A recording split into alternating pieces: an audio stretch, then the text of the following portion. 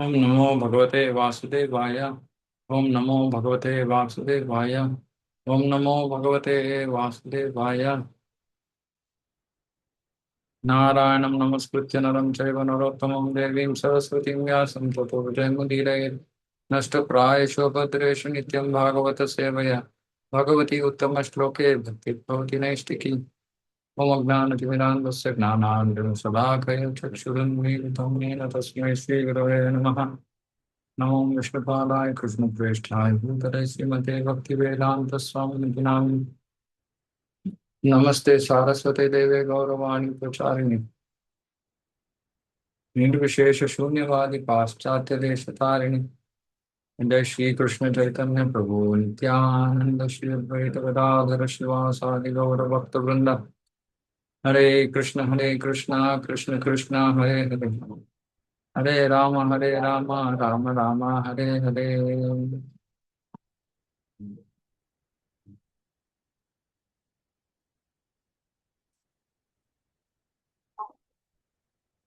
ಭಾಗವತ ಸ್ಕಂದ ಒಂದು ಅಧ್ಯಾಯ 4 ಶ್ಲೋಕ 13.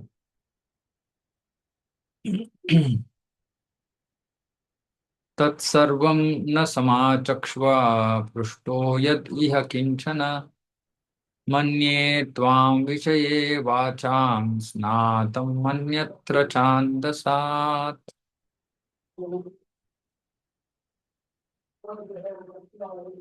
ನೀವು ವೇದಗಳಲ್ಲಿರೋ ಸಕಲ ವಿಷಯಗಳಲ್ಲಿ ಪಾರಂಗತರು ಅಂತ ನಮಗೆ ತಿಳಿದಿದೆ. ವೇದಗಳಲ್ಲಿ ಕೆಲ ಭಾಗಗಳನ್ನ ಮಾತ್ರ ಬಿಟ್ಟು ಬೇರೆ ಎಲ್ಲಾ ವಿಷಯಗಳಲ್ಲೂ ನೀವು ಪಾರಂಗತರು. ಹಾಗಾಗಿ ನಾವು ನಿಮಗೆ ನಿಮ್ಮ ಎದುರಿಗೆ ಹಾಕಿರುವಂತ ಎಲ್ಲಾ ಪ್ರಶ್ನೆಗಳಿಗೆ ನೀವು ಸ್ಪಷ್ಟವಾಗಿ ಉತ್ತರಗಳನ್ನ ನೀಡಬಲ್ಲಿರಿ. ಇಲ್ಲಿ ವೇದಗಳಲ್ಲಿ ಕೆಲ ಭಾಗಗಳನ್ನ ಬಿಟ್ಟು ಅಂದ್ರೆ ಏನು ಅನ್ನೋದನ್ನ ಪ್ರಭುಪಾದರು ಭಾವಾರ್ಥದಲ್ಲಿ ವಿವರಿಸ್ತಾರೆ. ಅಂದ್ರೆ ಸುಖದೇವ ಗೋಸ್ವಾಮಿಯವರು, ಸೂತ ಗೋಸ್ವಾಮಿಯವರು ಆ ಇಬ್ರು ಸಕಲ ಜ್ಞಾನವನ್ನ ತಿಳ್ಕೊಂಡಿರುವಂತವ್ರು, ವೇದಗಳಲ್ಲಿರೋ ಎಲ್ಲಾ ವಿಷಯಗಳನ್ನು ತಿಳ್ಕೊಂಡಿರುವಂತವ್ರು. ಹಾಗಾಗಿ ಇಲ್ಲಿ ಶೌನಕಾದಿ ಋಷಿಗಳು ಹೇಳ್ತಾ ಇದ್ದಾರೆ, ನಾವು ಕೇಳಿರೋ ಎಲ್ಲಾ ಪ್ರಶ್ನೆಗಳಿಗೂ ನೀವು ಉತ್ತರವನ್ನು ಕೊಡೋದಕ್ಕೆ ನಿಮ್ಗೆ ಸಾಮರ್ಥ್ಯ ಇದೆ ಅಂತ ನಮ್ಗೆ ಗೊತ್ತು. ಇಲ್ಲಿ ಪ್ರಭುಪಾದರು ಇವಾಗ ಭಾವಾರ್ಥದಲ್ಲಿ ವೇದಗಳು ಮತ್ತು ಪುರಾಣಗಳ ನಡುವಿನ ಭಿನ್ನತೆ ಏನು ಅನ್ನೋದನ್ನ ಬ್ರಾಹ್ಮಣರು ಮತ್ತು ಪರಿವ್ರಾಜಕಾಚಾರ್ಯರ ನಡುವಿನ ಭಿನ್ನತೆಗೆ ಹೋಲಿಸಿದ್ದಾರೆ. ಇವಾಗ ಬ್ರಾಹ್ಮಣರು ಅಂದ್ರೆ ಯಾರು, ಪರಿವ್ರಾಜಕಾಚಾರ್ಯರು ಅಂದ್ರೆ ಯಾರು?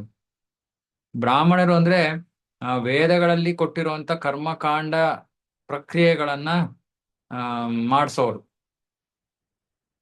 ಅಂತವ್ರನ್ನ ಈ ಸನ್ನಿವೇಶದಲ್ಲಿ ಪ್ರಭುಪಾದರು ಬ್ರಾಹ್ಮಣರು ಅಂತ ಕರೀತಾರೆ. ಮತ್ತೆ ಪರಿವ್ರಾಜಕಾಚಾರ್ಯರು ಅಂದ್ರೆ ಜ್ಞಾನವನ್ನ ಹೊಂದಿರುವಂತ ಪ್ರಚಾರಕರು. ಅವರು ಎಲ್ಲರಿಗೂ ಆಧ್ಯಾತ್ಮಿಕ ಜ್ಞಾನವನ್ನ ವಿತರಿಸೋರು. ಅಂದ್ರೆ ವೇದಗಳು ಎಲ್ಲಾ ತರ ವಿಷಯಗಳನ್ನು ಕೊಡುತ್ತವೆ, ಆದ್ರೆ ಪುರಾಣಗಳು ನಮಗೆ ಅಲೌಕಿಕ ಸ್ತರಕ್ಕೆ ಏರಿಸೋದಕ್ಕೆ ಇನ್ನೂ ಸ್ಪಷ್ಟವಾಗಿ ಸಹಾಯ ಮಾಡುತ್ತೆ. ಪರಿವ್ರಾಜಕಾಚಾರ್ಯರು ಎಲ್ಲಾ ವೈದಿಕ ಮಂತ್ರಗಳನ್ನ ಉಚ್ಚಾರ ಮಾಡೋದ್ರಲ್ಲಿ ಅವರು ನಿಪುಣರಾಗಿರೋದಿಲ್ಲ. ಈ ವೈದಿಕ ಮಂತ್ರಗಳನ್ನ ಉಚ್ಚಾರ ಮಾಡೋದಕ್ಕೆ ಅದಕ್ಕೆ ಒಂದು ರಾಗ ಇರತ್ತೆ, ತಾಳ ಇರತ್ತೆ.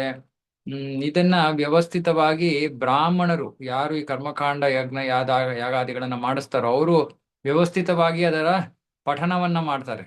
ಹಾಗಾಗಿ ಅವರಿಗೆ ಸ್ಪಷ್ಟವಾಗಿ ಅವರು ಉಚ್ಚಾರ ಮಾಡೋದಕ್ಕೆ ಸಾಧ್ಯವಾಗತ್ತೆ. ಪರಿವ್ರಾಜಕಾಚಾರ್ಯರು ಸಾಮಾನ್ಯವಾದ ಎಲ್ಲಾ ವೈದಿಕ ಮಂತ್ರಗಳನ್ನು ಅವರು ಸ್ಪಷ್ಟವಾಗಿ ಉಚ್ಚಾರ ಮಾಡಕ್ಕೆ ಅವರಿಗೆ ಬರದೇ ಇರ್ಬೋದು, ಆದ್ರೆ ಅದು ಯಾವ ನ್ಯೂನತೆ ಅಲ್ಲ, ಅದು ವೀಕ್ನೆಸ್ ಅಲ್ಲ ಅಥವಾ ಡಿಫಿಷಿಯನ್ಸಿ ಅಲ್ಲ ಅದು. ಯಾಕಂದ್ರೆ ಆಧ್ಯಾತ್ಮಿಕ ಜ್ಞಾನವನ್ನು ಅವ್ರು ತಿಳ್ಕೊಂಡಿದ್ದಾರೆ, ಅದನ್ನ ಎಲ್ಲರಿಗೂ ಕೊಡ್ತಾರೆ.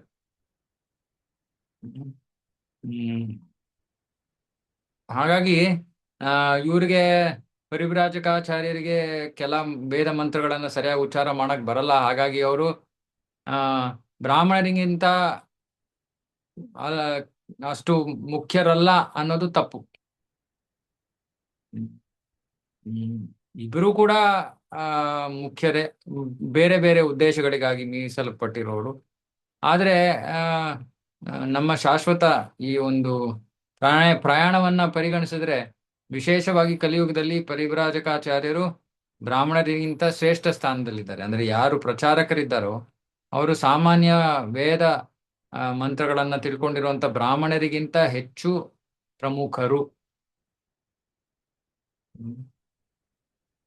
ಮತ್ತೆ ಪ್ರಭುಪಾದ್ ಇನ್ನೊಂದು ಹೇಳ್ತಾ ಇದ್ದಾರೆ, ಸಾಮಾನ್ಯವಾಗಿ ಜನರು ಯೋಚನೆ ಮಾಡ್ತಾರೆ ವೇದಗಳು ಪುರಾಣಗಳು ಬೇರೆ ಅಂತ. ಇಲ್ಲ, ವೈದಿಕ ಮಂತ್ರಗಳಲ್ಲಿ ಏನು ವಿವರಿಸಲಾಗ್ತಾ ಇದೆಯೋ ಅದೇ ವಿಷಯವನ್ನ ಪುರಾಣ ಮತ್ತೆ ಇತಿಹಾಸಗಳಲ್ಲಿ ಇನ್ನಷ್ಟು ಸಾಮಾನ್ಯರು ಅರ್ಥ ಆಗೋ ರೀತಿಯಲ್ಲಿ ಅದನ್ನು ವರ್ಣಿಸಲಾಗಿದೆ. ಜೀವ ಗೋಸ್ವಾಮಿಯವರ ಪ್ರಕಾರ, ಜೀವ ಗೋಸ್ವಾಮಿಯವರು ನಮ್ಮ ಈ ಆಮ್, ಬ್ರಹ್ಮ ಮಧ್ವ ಗೌಡಿಯ ಸಂಪ್ರದಾಯದಲ್ಲಿ ನಾವು ಷಡ್ ಗೋಸ್ವಾಮಿಗಳು ಅಂತ ಕರಿತೀವಿ. ಆ 6 ಗೋಸ್ವಾಮಿಗಳಲ್ಲಿ ಪ್ರಮುಖ ಒಬ್ರು. ಅವರು ಆ ಆ, ವಿಶೇಷವಾದ ಪಂಡಿತರು ಜೀವ ಗೋಸ್ವಾಮಿಗಳು. ಅವ್ರು ಹೇಳ್ತಾರೆ, ಒಂದು ಮಾಧ್ಯಂದಿನ ಶ್ರುತಿ ಅಂತ ಒಂದು ಕೃತಿ ಇದೆ, ಗ್ರಂಥ ಇದೆ. ಆ ಎಲ್ಲಾ ವೇದಗಳು ಅಂದ್ರೆ ಸಾಮ, ಅಥರ್ವ, ಋಗ್, ಯಜುರ್, ಪುರಾಣ, ಇತಿಹಾಸ, ಉಪನಿಷತ್ ಇತ್ಯಾದಿ ಎಲ್ಲವೂ ಕೂಡ ಆ ಪರಮಜೀವಿಯ ಉಸಿರಾಟದಿಂದ ಹೊರಹೊಮ್ಮಿವೆ ಅಂತ ಆ ಮಾಧ್ಯಂದಿನ ಶ್ರುತಿ ಹೇಳುತ್ತೆ ಅಂತ ಜೀವ ಗೋಸ್ವಾಮಿ ಹೇಳ್ತಾ ಇದ್ದಾರೆ. ಅಂದ್ರೆ ಏನರ್ಥ? ವೈದಿಕ ಮಂತ್ರಗಳು ಕೂಡ ಭಗವಂತನಿಂದಾನೇ ಬಂದಿರೋದು, ಪ್ರಾಣಗಳು ಕೂಡ ಆದ್ರೆ ಅವನಿಂದಾನೇ ಬಂದಿರೋದು. ಹಾಗಾಗಿ ಅವುಗಳಲ್ಲಿ ಯಾವ ಭಿನ್ನತೆಯೂ ಇಲ್ಲ.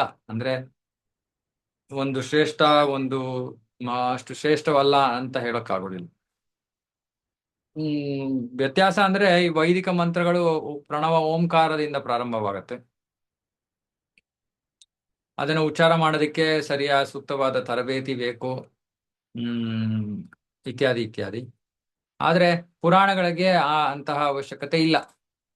ಹಾಗನ್ಬಿಟ್ಟು ಭಾಗವತ ಪುರಾಣ ವೈದಿಕ ಮಂತ್ರಗಳಿಗಿಂತ ಅಷ್ಟು ಪ್ರಮುಖವಾದದ್ದಲ್ಲ ಅಂತ ಹೇಳೋದಕ್ಕೆ ಬರೋದಿಲ್ಲ. ಅದು ನಿಜವಾಗ್ಲೂ ಆ ಅದಕ್ಕೆ ತದ್ವಿರುದ್ಧವಾಗಿ ಆ ಭಾಗವತ ಈ ವೇದಗಳ ಪರಿಪಕ್ವ ಫಲ. ಇದನ್ನಾಗ್ಲೇ ಮುಂಚೆನೆ ಹೇಳಾಯ್ತು, ಮೊದಲನೇ ಸ್ಕಂದದಲ್ಲಿ ಮಂಗಳಾಚರಣ ಶ್ಲೋಕಗಳಲ್ಲಿ. ಸೊ ಹಾಗಾಗಿ ಅದು ವೇದಗಳ ಸಾರ. ಅದಲ್ಲದೆ ಪರಿಪೂರ್ಣ ಮುಕ್ತಾತ್ಮರಾಗಿದ್ದ ಚುಕದೇವ ಗೋಸ್ವಾಮಿಯವರು, ಅವರು ಭಾಗವತ ಅಧ್ಯಯನದಲ್ಲಿ ಮುಳುಗಿದ್ರು. ಅವರು ಆತ್ಮ ಸಾಕ್ಷಾತ್ಕಾರವನ್ನು ಪಡ್ಕೊಂಡವರಾಗಿದ್ರು, ಆದ್ರೂ ಕೂಡ ಅವರು ಭಾಗವತದ ಅಧ್ಯಯನದಲ್ಲಿ ಮುಳುಗೋಗಿದ್ರು. ಸೂತ ಗೋಸ್ವಾಮಿ ಅವರು ಅವರ ಹೆಜ್ಜೆ ಗುರುತುಗಳಲ್ಲಿ ನಡೀತಾ ಇದ್ದಾರೆ. ಹಾಗಾಗಿ ಅವರ ಸ್ಥಾನವೂ ಕೂಡ ಅಷ್ಟೇ ಶ್ರೇಷ್ಠವಾಗಿದೆ. ಅವ್ರಿಗೆ ಕೆಲ ವೈದಿಕ ಮಂತ್ರಗಳ ಉಚ್ಚಾರ ಚೆನ್ನಾಗಿ ಬರಲ್ಲ ಅನ್ಬಿಟ್ಟು ಅವ್ರಿಗೆ ಕಡಿಮೆ ಗೌರವವನ್ನು ಕೊಡೋದು ಸರಿಯಲ್ಲ. ಅದಕ್ಕೆ ಪ್ರಭುಪಾದರು ಬರೀತಾರೆ, ಒಂದು ಪಕ್ಷಿ ಸುಮ್ಮನೆ ಅದು ಏನು ಗಿಣಿ, ಅದಕ್ಕೆ ಏನಾರು ಕಲ್ಸಿದ್ರೆ ಅದು ಮತ್ತೆ ಮತ್ತೆ ಅದನ್ನೇ ಹೇಳುತ್ತೆ ಬೇಕಾರೆ 1000 ಸತಿ 1,00,000 ಸತಿ ಹೇಳ್ಬೋದು. ಆದ್ರೆ ಪ್ರಭುಪಾದರು ಹೇಳ್ತಾರೆ, ಆತರ ಗಿಣಿ ತರ ಸುಮ್ಮನೆ ಪಠಣಕ್ಕಿಂತ ಸಾಕ್ಷಾತ್ಕಾರ ಹೆಚ್ಚು ಮುಖ್ಯವಾದದ್ದು. ಅಂದ್ರೆ ಮಂತ್ರ ಪಠಣಕ್ಕಿಂತ ಮಂತ್ರಗಳನ್ನ ತಿಳ್ಕೊಂಡು ಅದನ್ನ ಜೀವನದಲ್ಲಿ ಅಳವಡಿಸ್ಕೊಂಡು ಇನ್ನೊಬ್ಬರಿಗೆ ಅದನ್ನ ಅಳವಡಿಸ್ಕೊಡಕ್ಕೆ ಸಹಾಯ ಮಾಡೋದು ಹೆಚ್ಚು ಪ್ರಮುಖವಾದ ವಿಷಯ. ಹಾಗಾಗಿ ಪ್ರಚಾರಕರಲ್ಲೂ ಅಷ್ಟೇ, ನಾವ್ ಎಷ್ಟೊಂದು ರೀತಿ ನೋಡ್ತೀವಿ. ಇವಾಗ ನಮ್ಮ ಇಸ್ಕಾನ್ ನಲ್ಲಿ ಎಷ್ಟೋ ಪ್ರಚಾರಕರು ವಿದೇಶೀಯರು ಅಲ್ಲಿ ಜನ್ಮ ತಗೊಂಡಿದ್ದಾರೆ. ಅವರಿಗೆ ಕೆಲವರಿಗೆ ಸಂಸ್ಕೃತ ಅಷ್ಟು ಸ್ಪಷ್ಟವಾಗಿ ಉಚ್ಚಾರ ಮಾಡಕ್ಕೆ ಬರ್ದೇ ಇರ್ಬೋದು. ಹಾಗನ್ಬಿಟ್ಟು ನಾವು ಅವರನ್ನ ಕಡೆಗಣಿಸೋದಲ್ಲ. ಇವ್ರಿಗೇನಪ್ಪ ಒಂದ್ ಸರಳವಾದ ಸಂಸ್ಕೃತ ಉಚ್ಚಾರ ಕೂಡ ಮಾಡಕ್ ಬರಲ್ಲ, ಇವರಿಂದ ನಾವೇನ್ ಶ್ರವಣ ಮಾಡೋದು ಅಂತ ಯೋಚನೆ ಮಾಡ್ಬಾರ್ದು ನಾವು. ಯಾಕಂದ್ರೆ ಮಂತ್ರ ಉಚ್ಚಾರ ಬಂದ್ರೆ ಒಳ್ಳೇದು, ಇಲ್ಲ ಅಂದ್ರೆ ಅದು ಏನು ಡಿಸ್ಕ್ವಾಲಿಫಿಕೇಶನ್ ಅಲ್ಲ. ಅಂದ್ರೆ ಅವರು ಆತ್ಮ ಸಾಕ್ಷಾತ್ಕಾರದ ವಿಷಯವನ್ನ ತಿಳ್ಕೊಂಡಿದ್ದಾರೆ, ಜೀವನದ ಪರಿಪೂರ್ಣತೆಯ ವಿಷಯವನ್ನ ತಿಳ್ಕೊಂಡಿದ್ದಾರೆ, ಭಾಗವತವನ್ನ ತಿಳ್ಕೊಂಡಿದ್ದಾರೆ, ಅದರ ಅರ್ಥವನ್ನ ತಿಳ್ಕೊಂಡಿದ್ದಾರೆ. ಅದನ್ನ ನಮಗೆ ಕಲಿಸ್ತಾ ಇದ್ದಾರೆ, ಅಷ್ಟೇ ಬೇಕಾಗಿರುತ್ತೆ. ಅದ್ರ ಜೊತೆಗೆ ಶ್ಲೋಕಗಳನ್ನ ಚೆನ್ನಾಗಿ ಉಚ್ಚಾರ ಮಾಡೋಕೆ ಬಂದ್ರು ಸಂತೋಷ, ಇನ್ನೂ ಒಳ್ಳೇದು ಅಷ್ಟೇ.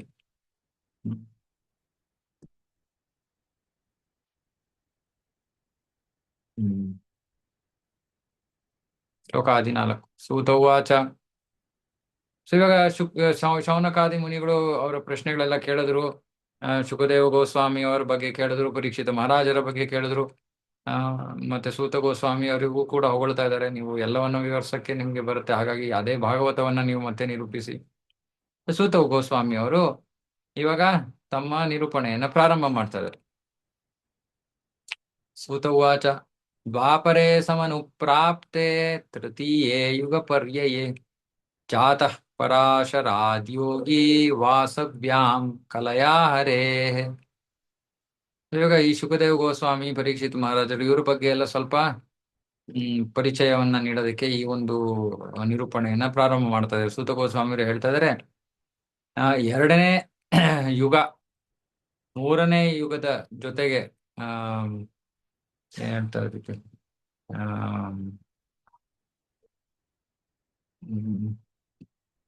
ಅದಕ್ಕೆ ಯುಗ ಸಂಧಿ, ಯುಗ ಸಂಧ್ಯಾ. ಓಕೆ, ಯುಗ ಸಂಧ್ಯಾ ಕರೆಕ್ಟ್. Actually thank you. ಯುಗ ಸಂಧ್ಯದಲ್ಲೇ ಆ ಯುಗ ಸಂಧ್ಯಾ ಅಂದ್ರೆ ಎರಡೂ ಯುಗಗಳು. ಇವಾಗ ಒಂದು ಯುಗದಲ್ಲಿ ಅಂತ್ಯ ಭಾಗ, ಆರಂಭದ ಭಾಗ ಮತ್ತೆ ಅಂತ್ಯ ಭಾಗವನ್ನ ಸಂಧ್ಯಾ ಅಂತ ಕರೀತಾರೆ. ಆ ಆ ಮತ್ತೆ ಸೊ ಹಾಗಾಗಿ ಎರಡನೇ ಯುಗದ ಕೊನೆಯ ಭಾಗ, ಮೂರನೇ ಯುಗದ ಪ್ರಾರಂಭ, ಆ ಸಮಯದಲ್ಲಿ ವ್ಯಾಸದೇವರು ಪರಾಶರ ಮುನಿಗಳಿಂದ ಮತ್ತೆ ಸತ್ಯವತಿಯವರಿಂದ ಆ ಜನ್ಮವನ್ನ ಪಡ್ಕೋತಾರೆ. ವ್ಯಾಸದೇವರ ಬಗ್ಗೆ ಇಲ್ಲಿ ಹೇಳ್ತಾ ಇದ್ದಾರೆ. ಪ್ರಭುಪಾದರು ಇಲ್ಲಿ ಭಾವಾರ್ಥದಲ್ಲಿ ಹೇಳ್ತಾ ಇದ್ದಾರೆ, ಸಾಮಾನ್ಯವಾಗಿ ಆ ಇರೋ ಕ್ರಮ, ಯುಗಗಳ ಕ್ರಮ ಸತ್ಯ, ದ್ವಾಪರ, ತ್ರೇತ, ಕಲಿ, ಇದು ಕ್ರಮ. ಆದ್ರೆ ನಾವು ಸಾಮಾನ್ಯವಾಗಿ ಏನ್ ಹೇಳ್ತೀವಿ, ಸತ್ಯ, ತ್ರೇತ, ದ್ವಾಪರ, ಕಲಿ ಅಂತ ಹೇಳ್ತೀವಿ. ಯಾಕೆ? ಅದು ಈ ವೈವಸ್ವತ ಮನುವಿನ ಸಮಯದಲ್ಲಿ, ಇವಾಗ ನಾವಿರೋದು ವೈವಸ್ವತ ಮನುವಿನ ಸಮಯ. ಆಗ ಇದು ಈ ವೈವಸ್ವತ ಮನುವಿನ ಸಮಯದಲ್ಲಿ 28ನೇ ಚತುರ್ಯುಗದಲ್ಲಿ. ಓಕೆ, ಇವಾಗ ನಾವು ಮುಂಚೆನೆ ಇದು ತಿಳ್ಕೊಂಡಿದೀವಿ, ಬ್ರಹ್ಮನ ದಿನದಲ್ಲಿ 1000 ಚತುರ್ಯುಗಗಳಿವೆ. ಮತ್ತೆ ಬ್ರಹ್ಮನ ಒಂದು ದಿನದಲ್ಲಿ 14 ಮನುಗಳಿರ್ತಾರೆ. 14ನೇ ಮನುವಿನಲ್ಲಿ ವೈವಸ್ವತ ಮನುವಿನ ಸಮಯದಲ್ಲಿ 28ನೇ ಚತುರ್ಯುಗದಲ್ಲಿ ಮೂರನೇ ಯುಗ 2ನೇ ಯುಗಕ್ಕಿಂತ ಮುಂಚೆ ಬಂತು. ಹಾಗಾಗಿ ಏನಾಯ್ತು, ಅದು ಕ್ರಮ ಸತ್ಯ, ತ್ರೇತ, ದ್ವಾಪರ, ಕಲಿ ಆಯ್ತು. ಇದು ಯಾವಾಗ ಆಗತ್ತೆ? 28ನೇ ಚತುರ್ಯುಗದಲ್ಲಿ ಕೃಷ್ಣ ಆ ದ್ವಾಪರ ಯುಗದಲ್ಲಿ ಬರ್ತಾನೆ. ಅವಾಗ ತ್ರೇತಾ ಯುಗ 2ನೇ ಕ್ರಮದಲ್ಲಿ ಬರುತ್ತೆ, ದ್ವಾಪರ ಯುಗ 3ನೇ ಆಗಿ ಬರುತ್ತೆ. ಹಾಗಾಗಿ ಈ ದ್ವಾಪರ ಯುಗದಲ್ಲಿ ಕೃಷ್ಣ ಕಾಣಿಸ್ಕೋತಾನೆ, ಪ್ರಕಟ ಆಗ್ತಾನೆ. ಆಮೇಲೆ ಅದರ ನಂತರದ ಕಲಿಯುಗದಲ್ಲಿ ಚೈತನ್ಯ ಮಹಾಪ್ರಭು ಬರ್ತಾರೆ. ಇದು ಆಗೋದು ಬ್ರಹ್ಮನ ಒಂದು ದಿನದಲ್ಲಿ ಒಂದೇ ಸತಿ.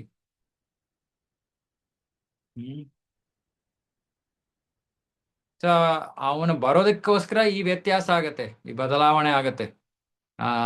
ತ್ರೇತ ಮೊದಲು ಬಂದು ಆಮೇಲೆ ದ್ವಾಪರ ಬರುತ್ತೆ.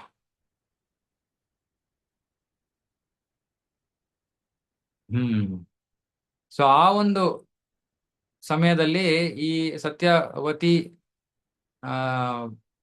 ವಸುವಿನ ಪುತ್ರಿ, ಅವಳು ವಸು ಅಂದ್ರೆ ಮೀನ್ ಹಿಡಿಯೋರು, ಸತ್ಯವತಿ ಅಂತ. ಅವರ ಮತ್ತೆ ಅವರ ತಂದೆಯ ಹೆಸರು ಪರಾಶರ ಮುನಿಗಳು. ಇವರ ಮಗನಾಗಿ ವ್ಯಾಸದೇವರು ಜನ್ಮವನ್ನು ತಗೋತಾರೆ. ಅದಕ್ಕೆ ಪ್ರಭುಪಾದ ಇಲ್ಲಿ ಬರಿತಾ ಇದ್ದಾರೆ, ಪ್ರತಿಯೊಂದು ಯುಗದಲ್ಲೂ 3 ಸಂಧ್ಯಾಗಳಿವೆ ಅಂತೆ, ಆರಂಭ, ಮಧ್ಯ, ಅಂತ್ಯ. ವ್ಯಾಸದೇವರು 3ನೇ ಸಂಧ್ಯದಲ್ಲಿ ಪ್ರಕಟ ಆದರು. ಇದು ಅವರ ಜನ್ಮದ ಒಂದು ವಿಷಯವಾಗಿ ಇಲ್ಲಿ ಹೇಳ್ತಾ ಇದ್ದಾರೆ. ಸೊ ಇದು ಮುಖ್ಯವಾದದ್ದು. ಇದು ಸತ್ಯ, ದ್ವಾಪರ ತ್ರೇತ ಉಲ್ಟಾ ಆಗತ್ತೆ. ಕೃಷ್ಣ ಪ್ರಕಟ ಆಗುವ ಸಮಯದಲ್ಲಿ ದ್ವಾಪರ ಮತ್ತೆ ತ್ರೇತ ಉಲ್ಟಾ ಆಗತ್ತೆ. ಇಲ್ಲಾಂದ್ರೆ ಸಾಮಾನ್ಯವಾಗಿ ಸತ್ಯ, ದ್ವಾಪರ, ತ್ರೇತ, ಕಲಿ. ಅದೇ ಕೃಷ್ಣ ಯಾವಾಗ ಪ್ರಕಟ ಆಗ್ತಾನೋ ಅವಾಗ ಸತ್ಯ, ತ್ರೇತ, ದ್ವಾಪರ, ಕಲಿ ಆಗುತ್ತೆ.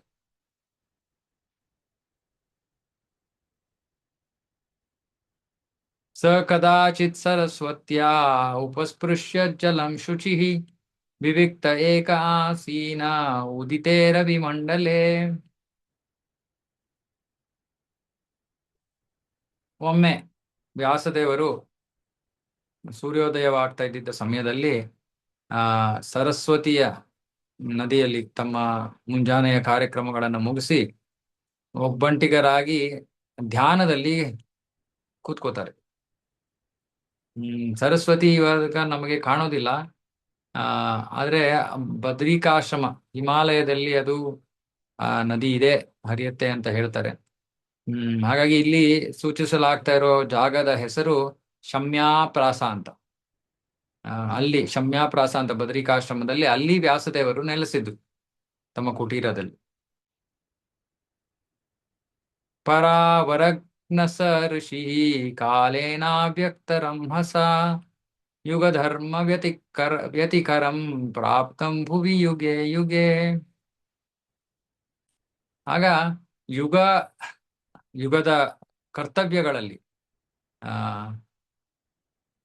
ಅವರು ದೋಷಗಳನ್ನ ಕಾಳ್ತಾರೆ.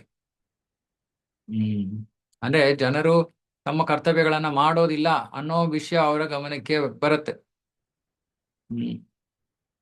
ಇದು ಬೇರೆ ಬೇರೆ ಯುಗಗಳಲ್ಲಿ ಕಾಲದ ಪ್ರಭಾವದಿಂದಾಗಿ ಇದು ಆಗತ್ತೆ. ಅದನ್ನ ವ್ಯಾಸದೇವರು ನೋಡ್ತಾರೆ, ಪ್ರಬೋಧಕ್ಕೆ ಬರುತ್ತಾರೆ. ವ್ಯಾಸದೇವರಂತಹ ಮಹರ್ಷಿಗಳು ಅವರೆಲ್ಲ ಮುಕ್ತಾತ್ಮರು. ಹಾಗಾಗಿ ಅವರು ಪೂರ್ವ ಅಂದ್ರೆ ಹಿಂದಿನ ವಿಷಯಗಳು, ಭವಿಷ್ಯದ ವಿಷಯಗಳು ಎಲ್ಲವನ್ನು ನೋಡಬಲ್ಲರು. ಹಾಗಾಗಿ ಅವ್ರಿಗೆ ಕಲಿಯುಗದಲ್ಲಿ ಏನೇನು ದೋಷಗಳ ಕಂಡು ಬರುತ್ತವೆ ಅನ್ನೋದನ್ನ ಅವರು ಮುನ್ಗಾಣ್ತಾ ಇದ್ದಾರೆ. ಮತ್ತೆ ಅದರ ಪ್ರಕಾರವಾಗಿ ಜನಸಾಮಾನ್ಯರು ಜೀವನದಲ್ಲಿ ಪ್ರಗತಿಯನ್ನ ಸಾಧಿಸೋಕೆ ಸಾಧ್ಯವಾಗೋ ರೀತಿಯಲ್ಲಿ ಏರ್ಪಾಡುಗಳನ್ನ ಮಾಡ್ತಾರೆ. ವಿಶೇಷವಾಗಿ ಕಲಿಯುಗದಲ್ಲಿ ಇದು ಅಂಧಕಾರದ ಯುಗ. ಕಲಿಯುಗದಲ್ಲಿ ಜನರು ಸಾಮಾನ್ಯವಾಗಿ ಭೌತಿಕತೆಯಲ್ಲಿ ಮುಳುಗೋಗಿರ್ತಾರೆ. ತಾತ್ಕಾಲಿಕವಾದ ಭೌತಿಕತೆಯಲ್ಲಿ ಮುಳುಗೋಗಿರ್ತಾರೆ. ಅಂಥವರು ಕೂಡ ಜೀವನದಲ್ಲಿ ಪ್ರಗತಿಯನ್ನ ಬೇಕು. ಹಾಗಾಗಿ ಅವರು ಅದನ್ನ ಮುಂಗಂಡು ಸ್ವಲ್ಪ ಏರ್ಪಾಡುಗಳನ್ನ ಮಾಡ್ತಾರೆ. ಮತ್ತೆ ಕಲಿಯುಗದ ಜನರು ಅಜ್ಞಾನದಿಂದಾಗಿ ಅವ್ರಿಗೆ ನಿಜವಾಗ್ಲೂ ಜೀವನದ ಮೌಲ್ಯ ಏನು, ಆಧ್ಯಾತ್ಮಿಕ ಜ್ಞಾನದ ಅವಶ್ಯಕತೆ ಏನು, ಇದು ಯಾವುದು ಕೂಡ ಅವ್ರಿಗೆ ಅರ್ಥ ಆಗಲ್ಲ. ಅಂತ ಜನರು ಕಲಿಯುಗದ ಜನರು. ಭೌತಿಕಾನಾಂ ಚ ಭಾವಾನಾಂ ಶಕ್ತಿಹ್ರಾಸಂ ಚ ತತ್ಕೃತಂ ಅಶ್ರದ್ಧಾನಾನ್ ನಿಃಸತ್ವಾನ್ ದುರ್ಮೇಧಾನ್ ಭ್ರಸಿತಾಯುಷಃ ದುರ್ಭಗಾಂಶ್ಚ ಜನಾನ್ ವೀಕ್ಷ್ಯ ಮುನಿರ್ದಿವ್ಯೇನ ಚಕ್ಷುಷಾ ಸರ್ವವರ್ಣಾಶ್ರಮಾಣಾಂ ಯದ್ ತದ್ಯೌಹಿತಮಮೋಗದ್ರೇಕ್.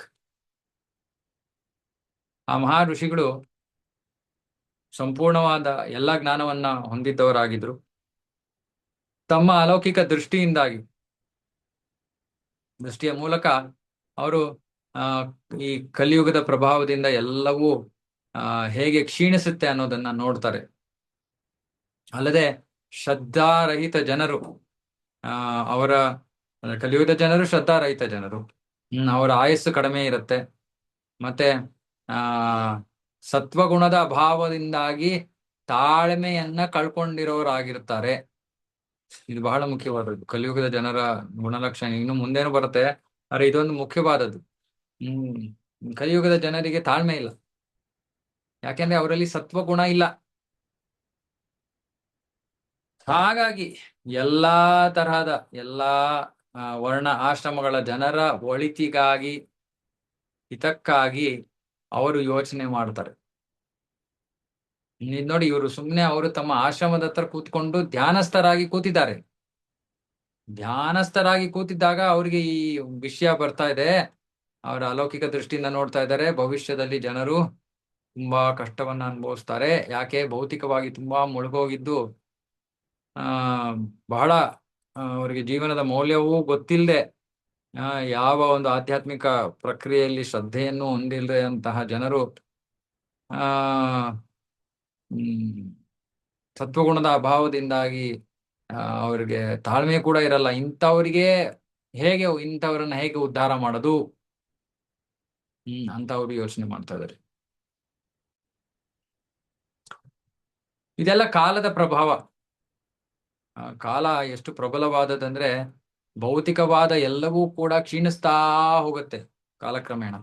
அது பிரஸ் பண்ணாத மிஸ் ஆயிடும். ಮ್ಯೂಟ್ ಮಾಡ್ಕೊಡಿ ದಯವಿಟ್ಟು ನೀವು.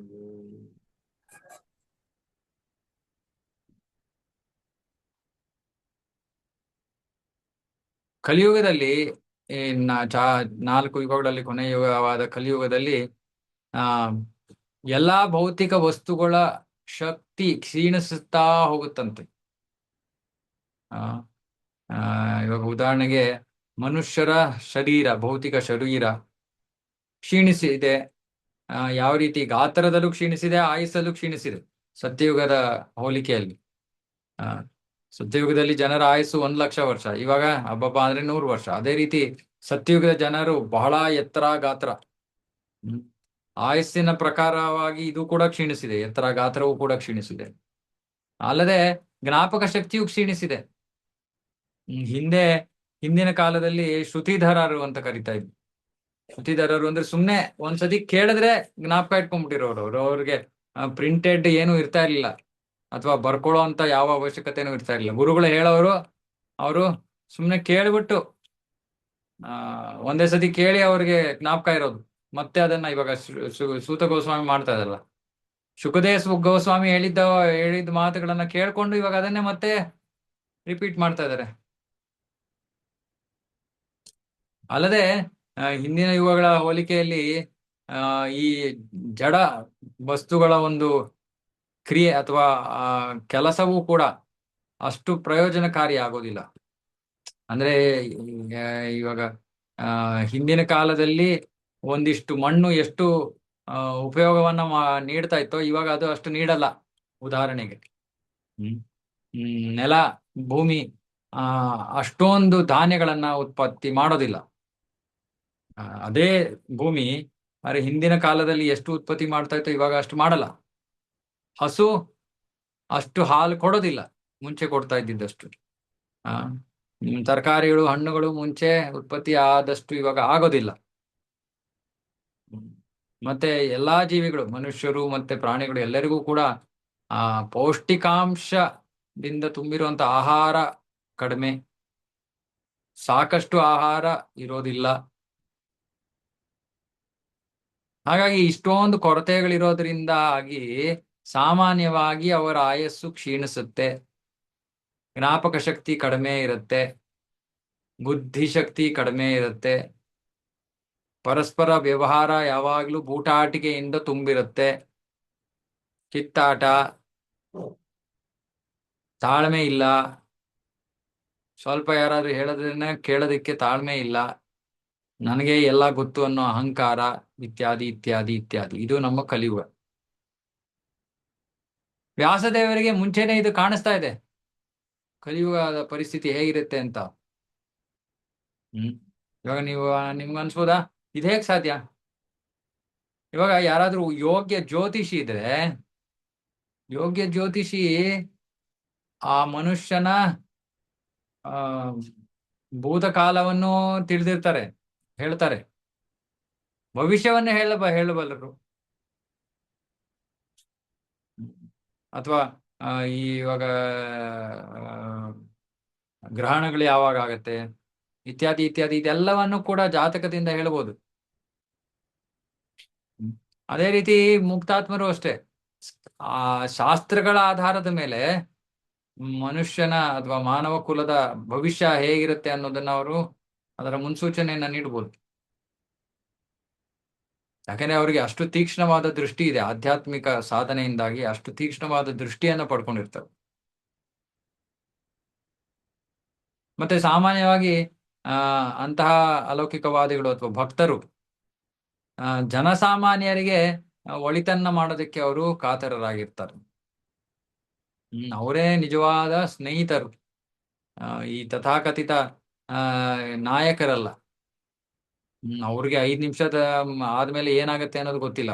ಅವ್ರೇ ಹೇಗೆ ಜನರ ಒಳಿತಿಗಾಗಿ ಅವ್ರು ಕೆಲಸ ಮಾಡಕ್ ಸಾಧ್ಯ. ಮತ್ತೆ ಇಲ್ಲಿ ಪ್ರಭುಪಾದರು ಬರೀತಾರೆ, ಈ ಯುಗದಲ್ಲಿ ಸಾಮಾನ್ಯ ಜನರು, ಅವರ ನಾಯಕರು ಎಲ್ಲರೂ ಕೂಡ ದುರಾದೃಷ್ಟವಂತರು. ಮತ್ತೆ ಅವರಿಗೆ ಆಧ್ಯಾತ್ಮಿಕ ಜ್ಞಾನದಲ್ಲಿ ಯಾವ ಶ್ರದ್ಧೆಯೂ ಇಲ್ಲ. ಇದೆಲ್ಲ ಈ ಕಲಿಯುಗದ ಪ್ರಭಾವ. ಮತ್ತೆ ಯಾವಾಗಲೂ ಅವರಿಗೆ ಯಾವ್ದಾರು ರೋಗಗಳಿಂದ ಅವರು ಪೀಡಿತರಾಗಿರ್ತಾರೆ. ಪ್ರಭುಪಾದರು ಬರ್ತಾರೆ, ಈ ಉದಾಹರಣೆಗೆ ಈ ಯುಗದಲ್ಲಿ ಎಷ್ಟೊಂದು TB ಪೇಷಂಟ್ಗಳಿದ್ದಾರೆ, ಟ್ಯೂಬರ್ಕ್ಯುಲೋಸಿಸ್. ಆದ್ರೆ ಮುಂಚೆ ಸಮಯ ಇಷ್ಟು ಪ್ರತಿಕೂಲಕರವಾಗಿರ್ಲಿಲ್ಲ. ಮತ್ತೆ ಈ ದುರಾದೃಷ್ಟ ಜನರು ಅವರು ಇಂತಹ ವ್ಯಾಸದೇವರಂತಹ ಪ್ರತಿನಿಧಿಗಳಿಂದ ಅವರನ್ನ ಸ್ವಾಗತಿಸೋದು ಇಲ್ಲ. ಆ ಅವರಿಂದ ಶ್ರವಣ ಮಾಡಕ್ಕೂ ಅವ್ರಿಗೆ ಆಸಕ್ತಿ ಇಲ್ಲ. ಯಾಕಂದ್ರೆ ಇಂಥವ್ರು ನಿಜವಾಗಿಯೂ ಅವರು ಸ್ವಾರ್ಥರಹಿತ ಕೆಲಸವನ್ನ ಮಾಡ್ತಾ ಇದ್ದಾರೆ, ಸಮಾಜ ಕಲ್ಯಾಣ ಕಾರ್ಯವನ್ನ ಮಾಡ್ತಾ ಇದ್ದಾರೆ. ಆದ್ರೆ ಅಂಥವ್ರನ್ನ ನೋಡಿದ್ರೆ ಇವ್ರಿಗೆ ಹಿಡಿಸಲ್ಲ. ಬೇಡದೇ ಇರೋ ಸಿನಿಮಾ ತಾರೆ, ರಾಜಕಾರಣಿಗಳು, ಅವರು ಇವರು ಇದೆಲ್ಲ ಬೇಕು. ಆದ್ರೆ ಸಾಧುಗಳು ಸಂತರು ಬೇಡ. ನಿಜವಾದ ಸಮಾಜ ಕಲ್ಯಾಣ ಕರ್ತರು ಕಲ್ಯಾಣವನ್ನ ಮಾಡುವಂತವ್ರು ಇಂತಹ ಸಾಧು ಸಂತರು, ಭಕ್ತರು. ಇಲ್ಲಿ ಗುರು ಶಿಷ್ಯ ಪರಂಪರೆಯಲ್ಲಿ ಎಷ್ಟೊಂದು ಜನ ಇವಾಗ ವ್ಯಾಸರು, ನಾರದರು, ಮಧ್ವಾಚಾರ್ಯರು, ಚೈತನ್ಯ ಮಹಾಪ್ರಭು, ರೂಪ ಗೋಸ್ವಾಮಿ, ಭಕ್ತಿ ಸಿದ್ಧಾಂತ ಸರಸ್ವತಿ ಠಾಕೂರ್, ಹೀಗೆ ಎಷ್ಟೊಂದು ಜನ ಗಣ್ಯ ವ್ಯಕ್ತಿಗಳಿದ್ದಾರೆ. ಅವರೆಲ್ಲ ಬೇರೆ ಬೇರೆ ವ್ಯಕ್ತಿಗಳಾಗಿರ್ಬೋದು, ಆದ್ರೆ ಅವರ ಧ್ಯೇಯ ಒಂದೇ. ಏನು? ಪತಿತಾತ್ಮರನ್ನ ಭಗವದ್ಧಾಮಕ್ಕೆ ಮರಳಿ ಕರ್ಕೊಂಡು ಹೋಗೋದು, ಇದೇ ಅವರ ಧ್ಯೇಯ. ಭಗವಂತನ ಧಾಮಕ್ಕೆ ಕರ್ಕೊಂಡು ಹೋಗೋದೇ ಅವರ ಧ್ಯೇಯ. ಆ ಉದ್ದೇಶದಿಂದನೇ ಎಲ್ಲಾ ಶಾಸ್ತ್ರಗಳು ಇರೋದು. ಈ ಇಡೀ ಜಗತ್ತಿನ ಸೃಷ್ಟಿಯೂ ಅದಕ್ಕೆ ಉದ್ದೇಶಿತವಾಗಿರೋದು. ಅದನ್ನ ಯಾರು ನಡೆಸ್ಕೊಡ್ತಾರೋ ಅಥವಾ ಆ ಕಾರ್ಯದಲ್ಲಿ ಯಾರು ತೊಡಗ್ತಾರೋ ಅವರು ನಿಜವಾದ ಸಮಾಜ ಕಲ್ಯಾಣ ಕಾರ್ಯವನ್ನ ಮಾಡ್ತಾರೆ. ಬೇರೆಯವರು ಸುಮ್ಮನೆ ಹೆಸರಿಗೆ. ಮತ್ತೆ ವಿಶೇಷವಾಗಿ ಕಲಿಯುಗದ ಎಷ್ಟೊಂದು ಏನ್ ಹೇಳ್ಬೇಕು, ಬೇಡದೇ ಇರುವಂತ ಗುಣ ಲಕ್ಷಣಗಳು. ಅಂದ್ರೆ ನಮ್ಮ ಪರಿಸ್ಥಿತಿ ಏನು ಅಂತ ನಮಗೆ ಗೊತ್ತಾಗ್ಬೇಕು. ದುರಾದೃಷ್ಟವಂತರು, ಆಧ್ಯಾತ್ಮಿಕ ಜ್ಞಾನದಲ್ಲಿ ಶ್ರದ್ಧೆ ಇಲ್ಲ, ಅಲ್ಪ ಆಯುಸ್ಸು, ಎಲ್ಲಾ ತರ ಸಮಸ್ಯೆಗಳು. ಜ್ಞಾಪಕ ಶಕ್ತಿ ಕಡಿಮೆ, ಬುದ್ಧಿ ಕಡಿಮೆ, ಕಿತ್ತಾಡೋದು, ತಾಳ್ಮೆ ಇಲ್ಲ, ಬೂಟಾಟಿಕೆ. ಇದು ಕಲಿಯುಗ. ಯಾವುದರಿಂದಲೂ ನಮಗೆ ಸಂಪೂರ್ಣ ಲಾಭ ಸಿಗಲ್ಲ. ಸಾಕಷ್ಟು ಧಾನ್ಯಗಳಿಲ್ಲ, ತರಕಾರಿ ಇಲ್ಲ, ಹಣ್ಣಿಲ್ಲ, ಹಾಲಿಲ್ಲ, ಸಾಕಷ್ಟು ಪ್ರಮಾಣದಲ್ಲಿದ್ರೆ ಪೌಷ್ಟಿಕಾಂಶ ಇಲ್ಲ. ಇಂಥರ ಜನರ ಒಳಿತಿಗಾಗಿ ಅವರು ಯೋಚನೆ ಮಾಡ್ತಾ ಇದಾರೆ, ಏನ್ ಮಾಡೋದು. ಏನ್ ಮಾಡ್ತಾರೆ ಅವರು? ಶ್ಲೋಕ 19. ಚಾತುರ್ಹೋತ್ರಂ ಕರ್ಮ ಶುದ್ಧಂ ಪ್ರಜಾನಾಂ ವೀಕ್ಷ ವೈದಿಕಂ ವ್ಯದಧಾದ್ಯಜ್ಞ ಸಂತತ್ಯೈ ವೇದಂ ಏಕಂ ಚತುರ್ವಿಧಂ. ಸೊ ಅವ್ರು ನೋಡ್ತಾರೆ, ಈ ವೇದಗಳಲ್ಲಿ ಉಲ್ಲೇಖ ಮಾಡಲಾಗಿರುವಂತಹ ಯಜ್ಞಗಳು, ಅವುಗಳಿಂದ ಜನರ ವೃತ್ತಿ ಪರಿಶುದ್ಧವಾಗೋದಕ್ಕೆ ಒಂದು ಅವಕಾಶವಿದೆ. ಆದ್ರೆ ಆಗ ಒಂದೇ ವೇದ ಇತ್ತು. ಆ ಒಂದೇ ವೇದದಲ್ಲಿರುವಂತಹ ಪ್ರಕ್ರಿಯೆಗಳು ಎಲ್ಲರೂ ಪಾಲನೆ ಮಾಡೋದು ಕಷ್ಟವಾಗಿತ್ತು. ಹಾಗಾಗಿ ಅವ್ರು ಏನ್ ಮಾಡಿದ್ರು, ಆ ಪ್ರಕ್ರಿಯೆಯನ್ನ ಸ್ವಲ್ಪ ಸುಲಭವಾಗಿಸೋದಕ್ಕೆ ಅವರು ಆ ಒಂದು ವೇದವನ್ನ ನಾಲ್ಕು ವೇದಗಳಾಗಿ ವಿಭಜಿಸ್ತಾರೆ. ಇಲ್ಲಿ ಪ್ರಭುಪಾದರು ಬರೀತಾರೆ, ಮೊದಲು ಕೇವಲ ಯಜುರ್ವೇದ ಇತ್ತಂತೆ. ಆಮೇಲೆ ವ್ಯಾಸದೇವರು ಈ ಒಂದು ಪರಿಸ್ಥಿತಿಯನ್ನ ಮುಂಗಂಡು ಈ ಒಂದು ಯಜುರ್ವೇದವನ್ನ 4 ವೇದಗಳಾಗಿ ವಿಭಜಿಸ್ತಾರೆ. ಉದ್ದೇಶ ಏನು? 4 ವರ್ಣಗಳ ವೃತ್ತಿಯನ್ನ ಪರಿಶುದ್ಧಗೊಳಿಸೋ ಉದ್ದೇಶ. ವೃತ್ತಿ. ಸೊ ಇದು ನಮ್ಗೆ ಅಷ್ಟೊಂದು ಅರ್ಥ ಆಗದೆ ಇರ್ಬೋದು. ವರ್ಣಾಶ್ರಮದಲ್ಲಿ 4 ವರ್ಣಗಳು ವೃತ್ತಿಯನ್ನ ಸೂಚಿಸುತ್ತವೆ. ಆಶ್ರಮಗಳು ಆಧ್ಯಾತ್ಮಿಕ ಪ್ರಗತಿಯನ್ನ ಸೂಚಿಸುತ್ತವೆ. ಆ ವೃತ್ತಿ ಎಲ್ಲರಿಗೂ ಅನ್ವಯವಾಗುವ ರೀತಿಯಲ್ಲಿ ವೇದಗಳು ಮಾರ್ಗದರ್ಶನ ನೀಡುತ್ತವೆ. ಆದ್ರೆ ಒಂದೇ ವೇದ ಇದ್ದಾಗ ಅದನ್ನ ಕಂಡುಕೊಂಡು ಪಾಲನೆ ಮಾಡೋದು ಕಷ್ಟವಾಗಿತ್ತು. ಹಾಗಾಗಿ ಅವರು ಅದನ್ನ ವಿಭಜಿಸಿ 4 ವರ್ಣಗಳಿಗೂ ಸುಲಭವಾಗುವ ರೀತಿಯಲ್ಲಿ ಅವರು ಈ 4 ವೇದಗಳನ್ನ ಮಾಡ್ತಾರೆ. ಆಮೇಲೆ ಈ 4 ವೇದಗಳು ಋಗ್, ಯಜುರ್, ಸಾಮ, ಅಥರ್ವ, ಇದರ ಮೇಲೆ ಪುರಾಣಗಳು, ಮಹಾಭಾರತ, ಸಂಹಿತ ಇವೆಲ್ಲವನ್ನ ಪಂಚಮ ವೇದ ಅಂತ ಕರೀತಾರೆ. ಋಗ್, ಯಜುರ್, ಸಾಮ, ಅಥರ್ವ 4 ವೇದ. ಪುರಾಣ, ಇತಿಹಾಸ ಇವೆಲ್ಲವೂ ಕೂಡ ಪಂಚಮ ವೇದ. ಮತ್ತೆ ವ್ಯಾಸದೇವರು ಈ ಎಲ್ಲಾ ವಿಷಯಗಳನ್ನು ತಮ್ಮ ಶಿಷ್ಯರಿಗೆ ಕಲಿಸ್ಕೊಡ್ತಾರೆ. ಆಮೇಲೆ ಅವರಿಂದ ಹಲವಾರು ಪರಂಪರೆಗಳು ಪ್ರಾರಂಭವಾಗುತ್ತೆ.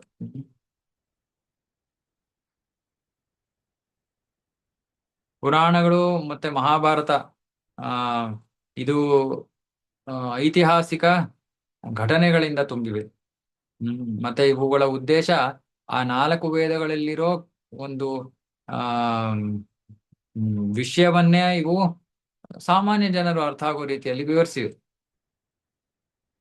ಹಾಗಾಗಿ ಪುರಾಣ ಮಹಾಭಾರತವನ್ನ ನಾವು ಅಧಿಕಾರವನ್ನ ಪ್ರಶ್ನೆ ಮಾಡಬಾರ್ದು. ಅದಕ್ಕೆ ಅವುಗಳನ್ನ ಪಂಚಮ ವೇದ ಅಂತ ಕರೀತಾರೆ. ಅಂದ್ರೆ ಅವು ಅಷ್ಟೇ ಪ್ರಮುಖವಾದವು ಅಂತ ಅರ್ಥ. ಇದು ಚಾಂದೋಗ್ಯ ಉಪನಿಷತ್ತಲ್ಲಿ ಹೇಳ್ತಾರೆ, ಈ ಪುರಾಣ ಮಹಾಭಾರತ ಎಲ್ಲ ಪಂಚಮ ವೇದ ಅಂತ.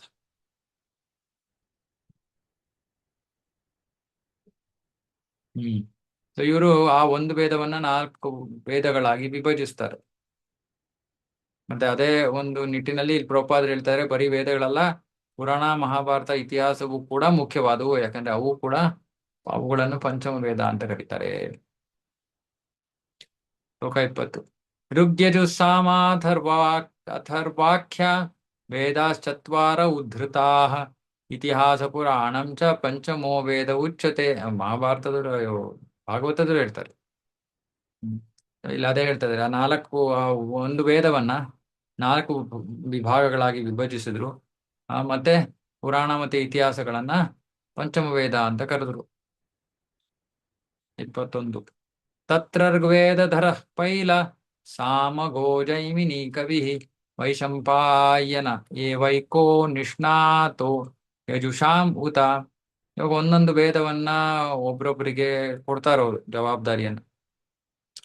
ಪೈಲ ಋಷಿಗೆ ಋಗ್ವೇದವನ್ನು ಕೊಟ್ರು, ಜೈಮಿನಿ ಋಷಿಗೆ ಸಾಮವೇದವನ್ನು ಕೊಟ್ರು, ವೈಶಂಪಾಯನರಿಗೆ ಯಜುರ್ವೇದವನ್ನು ಕೊಟ್ರು. ಬೇರೆ ಬೇರೆ ಪಂಡಿತರು ಇವರು. ಅದನ್ನ ಬೆಳೆಸೋ ಉದ್ದೇಶದಿಂದ ಬೇರೆ ವ್ಯಾಸದೇವರು ತಮ್ಮ ಬೇರೆ ಬೇರೆ ಶಿಷ್ಯಂದರಿಗೆ ಇದನ್ನ ಈ ಜ್ಞಾನವನ್ನ ದಯಪಾಲಿಸುದು. ಶ್ಲೋಕ 22. ಅಥರ್ವಾಂಗೀರ ಸಾಮಾಸೀತ್ ಸಮಂತುರ್ದಾರುಣೋ ಮುನಿ ಇತಿಹಾಸ ಪುರಾಣಾನಾಂ ಪಿತಾಮೇರೋ ಮಹರ್ಷಣಃ. ಸುಮಂತು ಮುನಿ ಅಂಗಿರ ಅವರಿಗೆ ಅಥರ್ವ ವೇದವನ್ನು ಕೊಟ್ರು. ಆಮೇಲೆ ಸೂತ ಗೋಸ್ವಾಮಿಯವರು ಹೇಳ್ತಾರೆ, ನನ್ನ ತಂದೆ ರೋಮಹರ್ಷಣ ಸೂತ ಅವ್ರಿಗೆ ಪುರಾಣ ಮತ್ತೆ ಇತಿಹಾಸಗಳನ್ನ ಕೊಟ್ರು.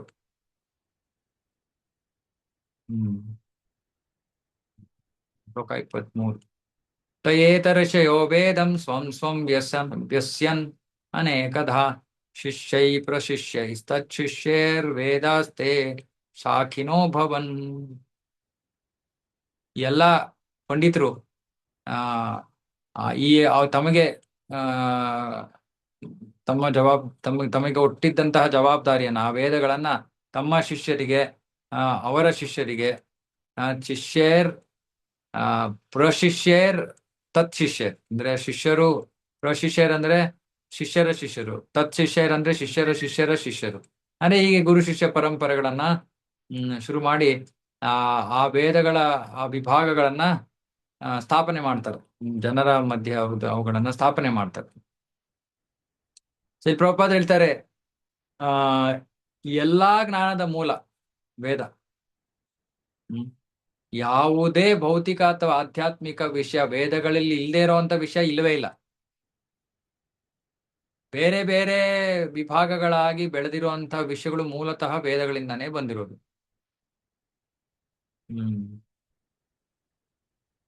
ಇವುಗಳನ್ನ ಮುಂಚೆ ಋಷಿ ಮುನಿಗಳು ಅಂದ್ರೆ ಬಹಳ ಮಹಾನ್ ಗೌರವಾನ್ವಿತ ಪ್ರಾಧ್ಯಾಪಕರು, ಪ್ರೊಫೆಸರ್ಸ್ ಅಂತ ಕರೀತಾ ಇದ್ದಾರೆ ಪ್ರಭುಪಾದರು ಋಷಿ ಮುನಿಗಳನ್ನು. ಆ, ಆ, ಸೊ ಹಾಗಾಗಿ ಆ ವಿಷಯಗಳನ್ನ ಜಗತ್ತಿನಾದ್ಯಂತ ಹರಡೋ ಉದ್ದೇಶದಿಂದ ಆ ವ್ಯಾಸದೇವರು ಏನ್ ಮಾಡಿದ್ರು, ಅದನ್ನ ವಿಭಜಿಸಿ ಬೇರೆ ಬೇರೆ ಶಿಷ್ಯರಿಗೆ ಕೊಟ್ಟರು. ಆ ಶಿಷ್ಯಂದ್ರು ಆ ಒಂದು ಅವರಿಗೆ ಕೊಡಲಾಗಿದ್ದಂತ ವಿಭಾಗವನ್ನ ಬೆಳೆಸ್ಕೊಂಡು ವಿತರಿಸ್ತಾ ಹೋದ್ರು. ಹಾಗಾಗಿ ಯಾವ ಜ್ಞಾನವೂ ಕೂಡ ವೇದಗಳಲ್ಲಿ ಇಲ್ಲೇ ಇರುವಂತಹ ಜ್ಞಾನ ಅಂತ ಯಾವುದೂ ಇಲ್ಲ.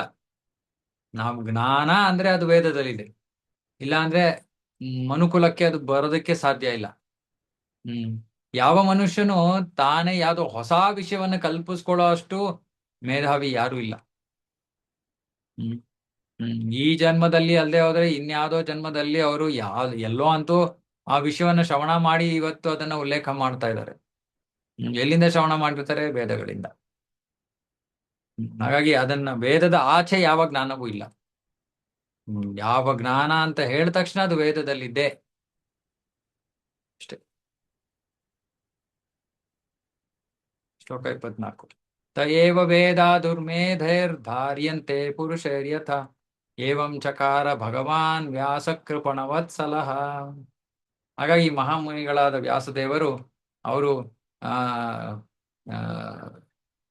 ಕೃಪಣವತ್ಸಲ, ಕೃಪಣರು ಅಂದ್ರೆ ಜನಸಾಮಾನ್ಯರು, ಅಂಧಕಾರದಲ್ಲಿ ಮುಳುಗಿ ಹೋಗಿರೋ ಜನಸಾಮಾನ್ಯರೆಡೆಗೆ ಕೃಪಣವತ್ಸಲ, ತುಂಬಾ ಕೃಪೆಯನ್ನ ತೋರಿ ಈ ವೇದಗಳನ್ನ ಈ ರೀತಿ ವಿಭಜಿಸಿ ಸಂಕಲನ ಮಾಡ್ತಾರೆ.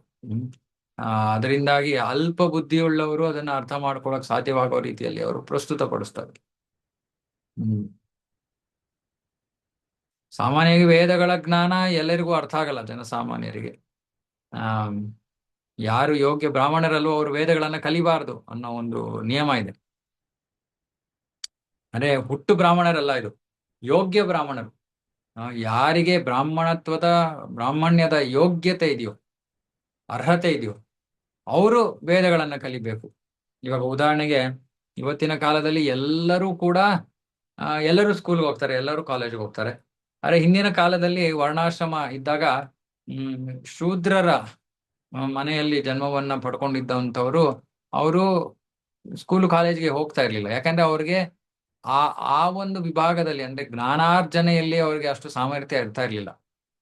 ಅದೇ ಬ್ರಾಹ್ಮಣರ ಕುಟುಂಬದಲ್ಲಿ ಹುಟ್ಟಿದವರು ಸಾಮಾನ್ಯವಾಗಿ ಅವರು ಆ ಜ್ಞಾನಾರ್ಜನೆಗೆ ಅವರಿಗೆ ಸಹಜವಾದ ಒಲವು, ಅರ್ಹತೆ, ಯೋಗ್ಯತೆ ಇರ್ತಾ ಇತ್ತು. ಹಾಗಾಗಿ ಅವರು ಗುರುಕುಲಕ್ಕೆ ಹೋಗಿ ಈ ವೇದ ಪಠಣ, ಇವೆಲ್ಲ ಮಂತ್ರ ಇತ್ಯಾದಿ ಇವೆಲ್ಲವನ್ನ ಕಲಿತಾ ಇದ್ರು. ಹಾಗನ್ಬಿಟ್ಟು ಎಲ್ಲಾ ಬ್ರಾಹ್ಮಣರ ಮನೆಯಲ್ಲಿ ಹುಟ್ಟಿರೋ ಎಲ್ಲಾ ಬ್ರಾಹ್ಮಣರ ಮಕ್ಕಳು ಕೂಡ ಯೋಗ್ಯರ ಇಲ್ಲ. ಅವರಲ್ಲಿ ಯಾರಿಗಾದ್ರೂ ಆ ಒಂದು ಗುಣಲಕ್ಷಣ ಇಲ್ಲ ಅಂದ್ರೆ ಅವರಿಗೆ ಗುರುಕುಲಕ್ಕೆ ಕಳಿಸ್ತಾ ಇರ್ಲಿಲ್ಲ.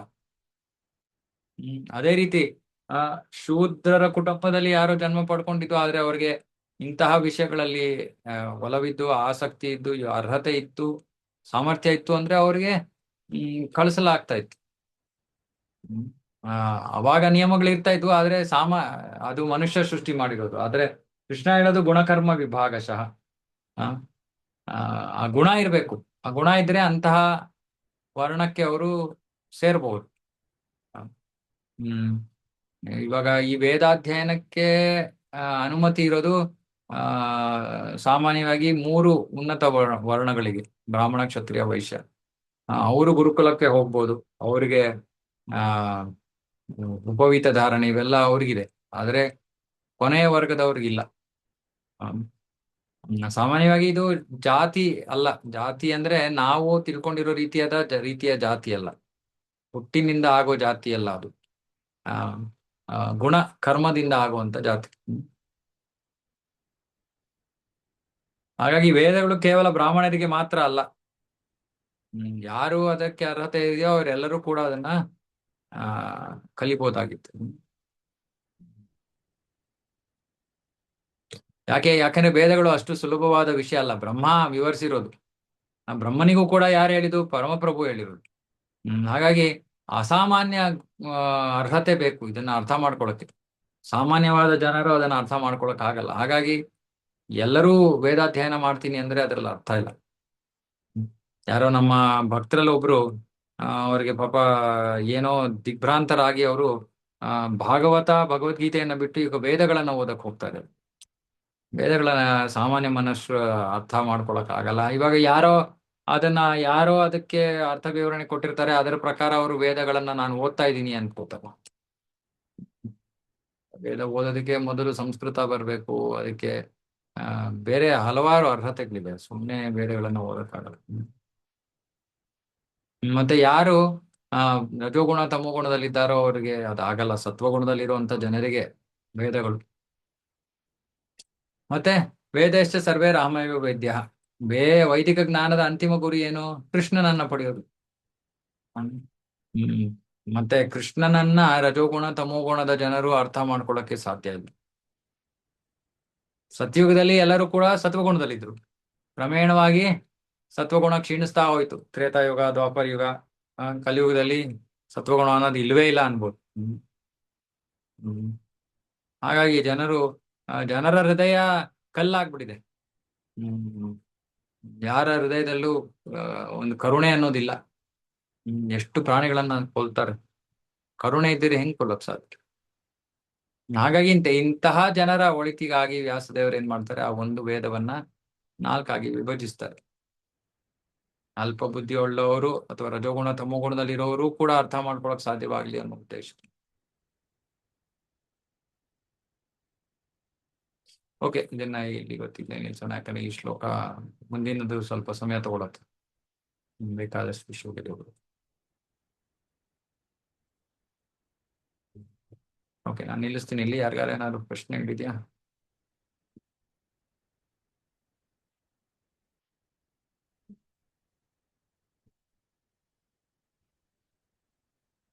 ಹರೇ ಕೃಷ್ಣ ಪ್ರಭು. ಹ್ಮ್ ಹಿಂದೂ ನಾವೆಲ್ಲ ಹಸುಗಳನ್ನ ದೇವರು ಅಂತ ಪೂಜಿಸ್ತೀವಿ. ಅದೇ ಮುಸ್ಲಿಮ್ಸ್ ಅದನ್ನ ಸಾಯಿಸಿ ಅದನ್ನೇ ತಿಂತಾರೆ. ಅವ್ರಿಗೆ ಅದೇ ಅವರವರ ಇವಾಗ ಮುಸಲ್ಮಾನ ಧರ್ಮದಲ್ಲೂ ಕೂಡ ಪ್ರವೃತ್ತಿ ಮಾರ್ಗ, ನಿವೃತ್ತಿ ಮಾರ್ಗ ಅಂತ 2 ಮಾರ್ಗಗಳಿವೆ. ಆದ್ರೆ ಹೆಚ್ಚಿನ ಜನರು ನಿವೃತ್ತಿ ಮಾರ್ಗ ಅಂದ್ರೆ ಇಂದ್ರಿಯ ಭೋಗದಿಂದ ದೂರ ಇದ್ದು ವೈರಾಗ್ಯದ ಜೀವನವನ್ನ ನಡೆಸಬೇಕು ಅನ್ನೋದು ನಿವೃತ್ತಿ ಮಾರ್ಗ. ಆದ್ರೆ ಸಾಮಾನ್ಯವಾಗಿ ಆಧುನಿಕ ಮುಸಲ್ಮಾನರಿಗೆ ಆ ನಿವೃತ್ತಿ ಮಾರ್ಗ ಗೊತ್ತಿಲ್ಲ. ಎಲ್ಲರಿಗೂ ಗೊತ್ತಿರೋದೇ ಪ್ರವೃತ್ತಿ ಮಾರ್ಗ. ಆ ಪ್ರವೃತ್ತಿ ಮಾರ್ಗದಲ್ಲಿ ಈ ತರ ಏನೇನೋ ಬೇಡದೇ ಇರೋ ವಿಷಯಗಳೆಲ್ಲ ಇವೆ. ಆದ್ರೆ ದುರಾದೃಷ್ಟವಶಾತ್ ಒಬ್ಬ ವ್ಯಕ್ತಿ ನಾನು ಟ್ರಾಫಿಕ್ ರೂಲ್ಸ್ ಫಾಲೋ ನನಗಿಷ್ಟ ಇಲ್ಲ, ನಾನು ಎಡಗಡೆ ನಾನು ಚಲಾಯಿಸಲ್ಲ, ಬಲಗಡೆ ಓಡಿಸ್ತೀನಿ ಅಂದ್ರೆ ಅವನು ಹಿಂದೂ ಆಗಿರ್ಲಿ, ಮುಸಲ್ಮಾನ ಆಗಿರ್ಲಿ, ಯಾರೇ ಆಗಿರ್ಲಿ, ರಾಷ್ಟ್ರದ ನಿಯಮ ಒಂದೇ. ಅದೇ ರೀತಿ ಭಗವಂತನ ನಿಯಮವೂ ಒಂದೇ. ಅದು ಅವ್ರಿಗೆ ಗೊತ್ತಿದೆಯೋ ಗೊತ್ತಿಲ್ವೋ ಅದು ಅವರ ಸಮಸ್ಯೆ. ಹಾಗಾಗಿ ಯಾರು ವಿಶೇಷವಾಗಿ ಗೋ ಹತ್ಯೆಯನ್ನ ಮಾಡ್ತಾರೋ, ಹಸುವಿನ ಶರೀರದ ಮೇಲೆ ಎಷ್ಟು ಕೂದಲುಗಳಿವೆಯೋ ಅಷ್ಟು ಸಮಯ ಅವರು ನರಕದಲ್ಲಿ ಕಷ್ಟಪಡ್ತಾರೆ. ಮಹಾಶಿಕ್ಷೆ ಇದೆ. ಏನ್ ಮಾಡೋದು? ಅವ್ರಿಗೆ ಕೇಳಲ್ಲ, ಅನುಭವಿಸ್ಬೇಕಾಗತ್ತಷ್ಟೇ. ಏನ್ ಮಾಡಕ್ಕ? ಹಾ, ಕೇಳಿ. ಹರೇ ಕೃಷ್ಣ ಪ್ರಭುಜಿ. ಹೇಳಿ ಕೀರ್ತನ ಹೇಳು. ಹರೇ ಕೃಷ್ಣ ಪ್ರಭುಜಿ ನೀವ್ ಅಂದ್ರಿ ಅಲ್ಲ, ಗುಣನ್ ನೋಡಿ ಭೇದ ಭಾವ ಮಾಡಲ್ಲ ಅಂತ. ಸೊ ಏಕಲವ್ಯ ಮತ್ತೆ ಕರ್ಣಂಗೆ ಏನಾಗ್ ಭೇದ ಭಾವ ಆಯ್ತು? ಭೇದ ಭಾವ ಅಲ್ಲ. ಅದಕ್ಕೆ ಮಹಾಭಾರತಕ್ಕೆ ನಾವು ತುಂಬಾ ಏಕಲವ್ಯ ಯೋಗ್ಯ ರೀತಿಯಲ್ಲಿ ಗುರುಗಳನ್ನ ಸಮೀಪಿಸಲಿಲ್ಲ. ಅವನು ಮಾಡಿದ ತಪ್ಪದು. ಯೋಗ್ಯ ರೀತಿಯಲ್ಲಿ ಅವನು ಬರ್ಬೇಕಾಗಿತ್ತು ದ್ರೋಣಾಚಾರ್ಯರ ಹತ್ರ. ಅಲ್ಲದೆ ಈ ವಿಶೇಷವಾಗಿ ಮಹಾಭಾರತದಲ್ಲಿ ಆಗೋ ಘಟನೆಗಳಿಗೆ ತುಂಬಾ ಕಾರಣಗಳಿರುತ್ತವೆ. ನಾವು ಅದನ್ನ ಸುಮ್ಮನೆ ಬಹಿರಂಗವಾಗಿ ಅರ್ಥ ಮಾಡ್ಕೊಳಕ್ಕೆ ಪ್ರಯತ್ನ ಮಾಡಿದ್ರೆ ಉಪಯೋಗ ಆಗಲ್ಲ. ಉದಾಹರಣೆಗೆ ಯುಧಿಷ್ಠಿರ ಕೃಷ್ಣ ಯುಧಿಷ್ಠಿರನ ಹತ್ರ ಸುಳ್ಳು ಹೇಳಿಸ್ತಾನೆ. ಇವಾಗ ಸಾಮಾನ್ಯವಾಗಿ ಅದು ಸ್ವೀಕೃತವಾದ ವಿಷಯ ಅಲ್ಲ. ಆದ್ರೆ ಉನ್ನತ ಧರ್ಮವನ್ನ ಸ್ಥಾಪನೆ ಮಾಡೋದಕ್ಕೋಸ್ಕರ ಕೆಳ ಧರ್ಮಗಳನ್ನ ತ್ಯಜಿಸ್ಬೋದು ಅಂತ ಶಾಸ್ತ್ರ ಹೇಳುತ್ತೆ. ಹಿಂಗೆ ಮಹಾಭಾರತ ಅಷ್ಟು ಸುಲಭವಾದ ವಿಷಯ ಅಲ್ಲ. ಅದನ್ನ ಸುಮ್ಮನೆ ಕತೆ ತರ ಓದಿ ವಿವರಿಸಕ್ಕೂ ಆಗಲ್ಲ ಅದು. ಇವಾಗ ಉದಾಹರಣೆಗೆ ಒಂದು ವಿಷಯ, ಯುಧಿಷ್ಠಿರ ಮಹಾರಾಜ ಎಷ್ಟು ಅವನ ಸ್ಥಾನ ಎಷ್ಟು ಶ್ರೇಷ್ಠವಾಗಿತ್ತು ಅಂದ್ರೆ, ಅವನ ರಥ ನೆಲದ ಮೇಲೆ, ನೆಲಕ್ಕೆ ತಾಕ್ತಾನೆ ಇರ್ಲಿಲ್ಲ, ತಾಕ್ತಾ ಇರ್ಲಿಲ್ವಂತೆ, ನೆಲದ ಮೇಲೆ ಹಾರ್ತಾ ಇತ್ತಂತೆ ಯುಧಿಷ್ಠಿರ ಮಹಾರಾಜನ ರಥ. ಆದ್ರೆ ಸಾಮಾನ್ಯವಾಗಿ ಮಹಾಭಾರತ ಅಂದ್ರೆ ಗುರು ಶಿಷ್ಯ ಪರಂಪರೆಯಲ್ಲಿ ಬಂದಿರದೇ ಇರೋಂಥವ್ರು ಅವ್ರು ಹೇಳ್ತಾರೆ, ಆ ಯುಧಿಷ್ಠಿರ ಸುಳ್ಳು ಹೇಳ್ದ, ಅಶ್ವತ್ಥಾಮ ಸತೋದ ಅಂತ ಇವರಿಗೆ ಸುಳ್ಳು ಹೇಳ್ದ ಅನ್ಬಿಟ್ಟು ಅವನ ರಥ ನೆಲವನ್ನ ಸ್ಪರ್ಶಿಸ್ತು ಅಂತ. ಆದ್ರೆ ಅದು ನಿಜವಾದ ಕಾರಣ ಅಲ್ಲ.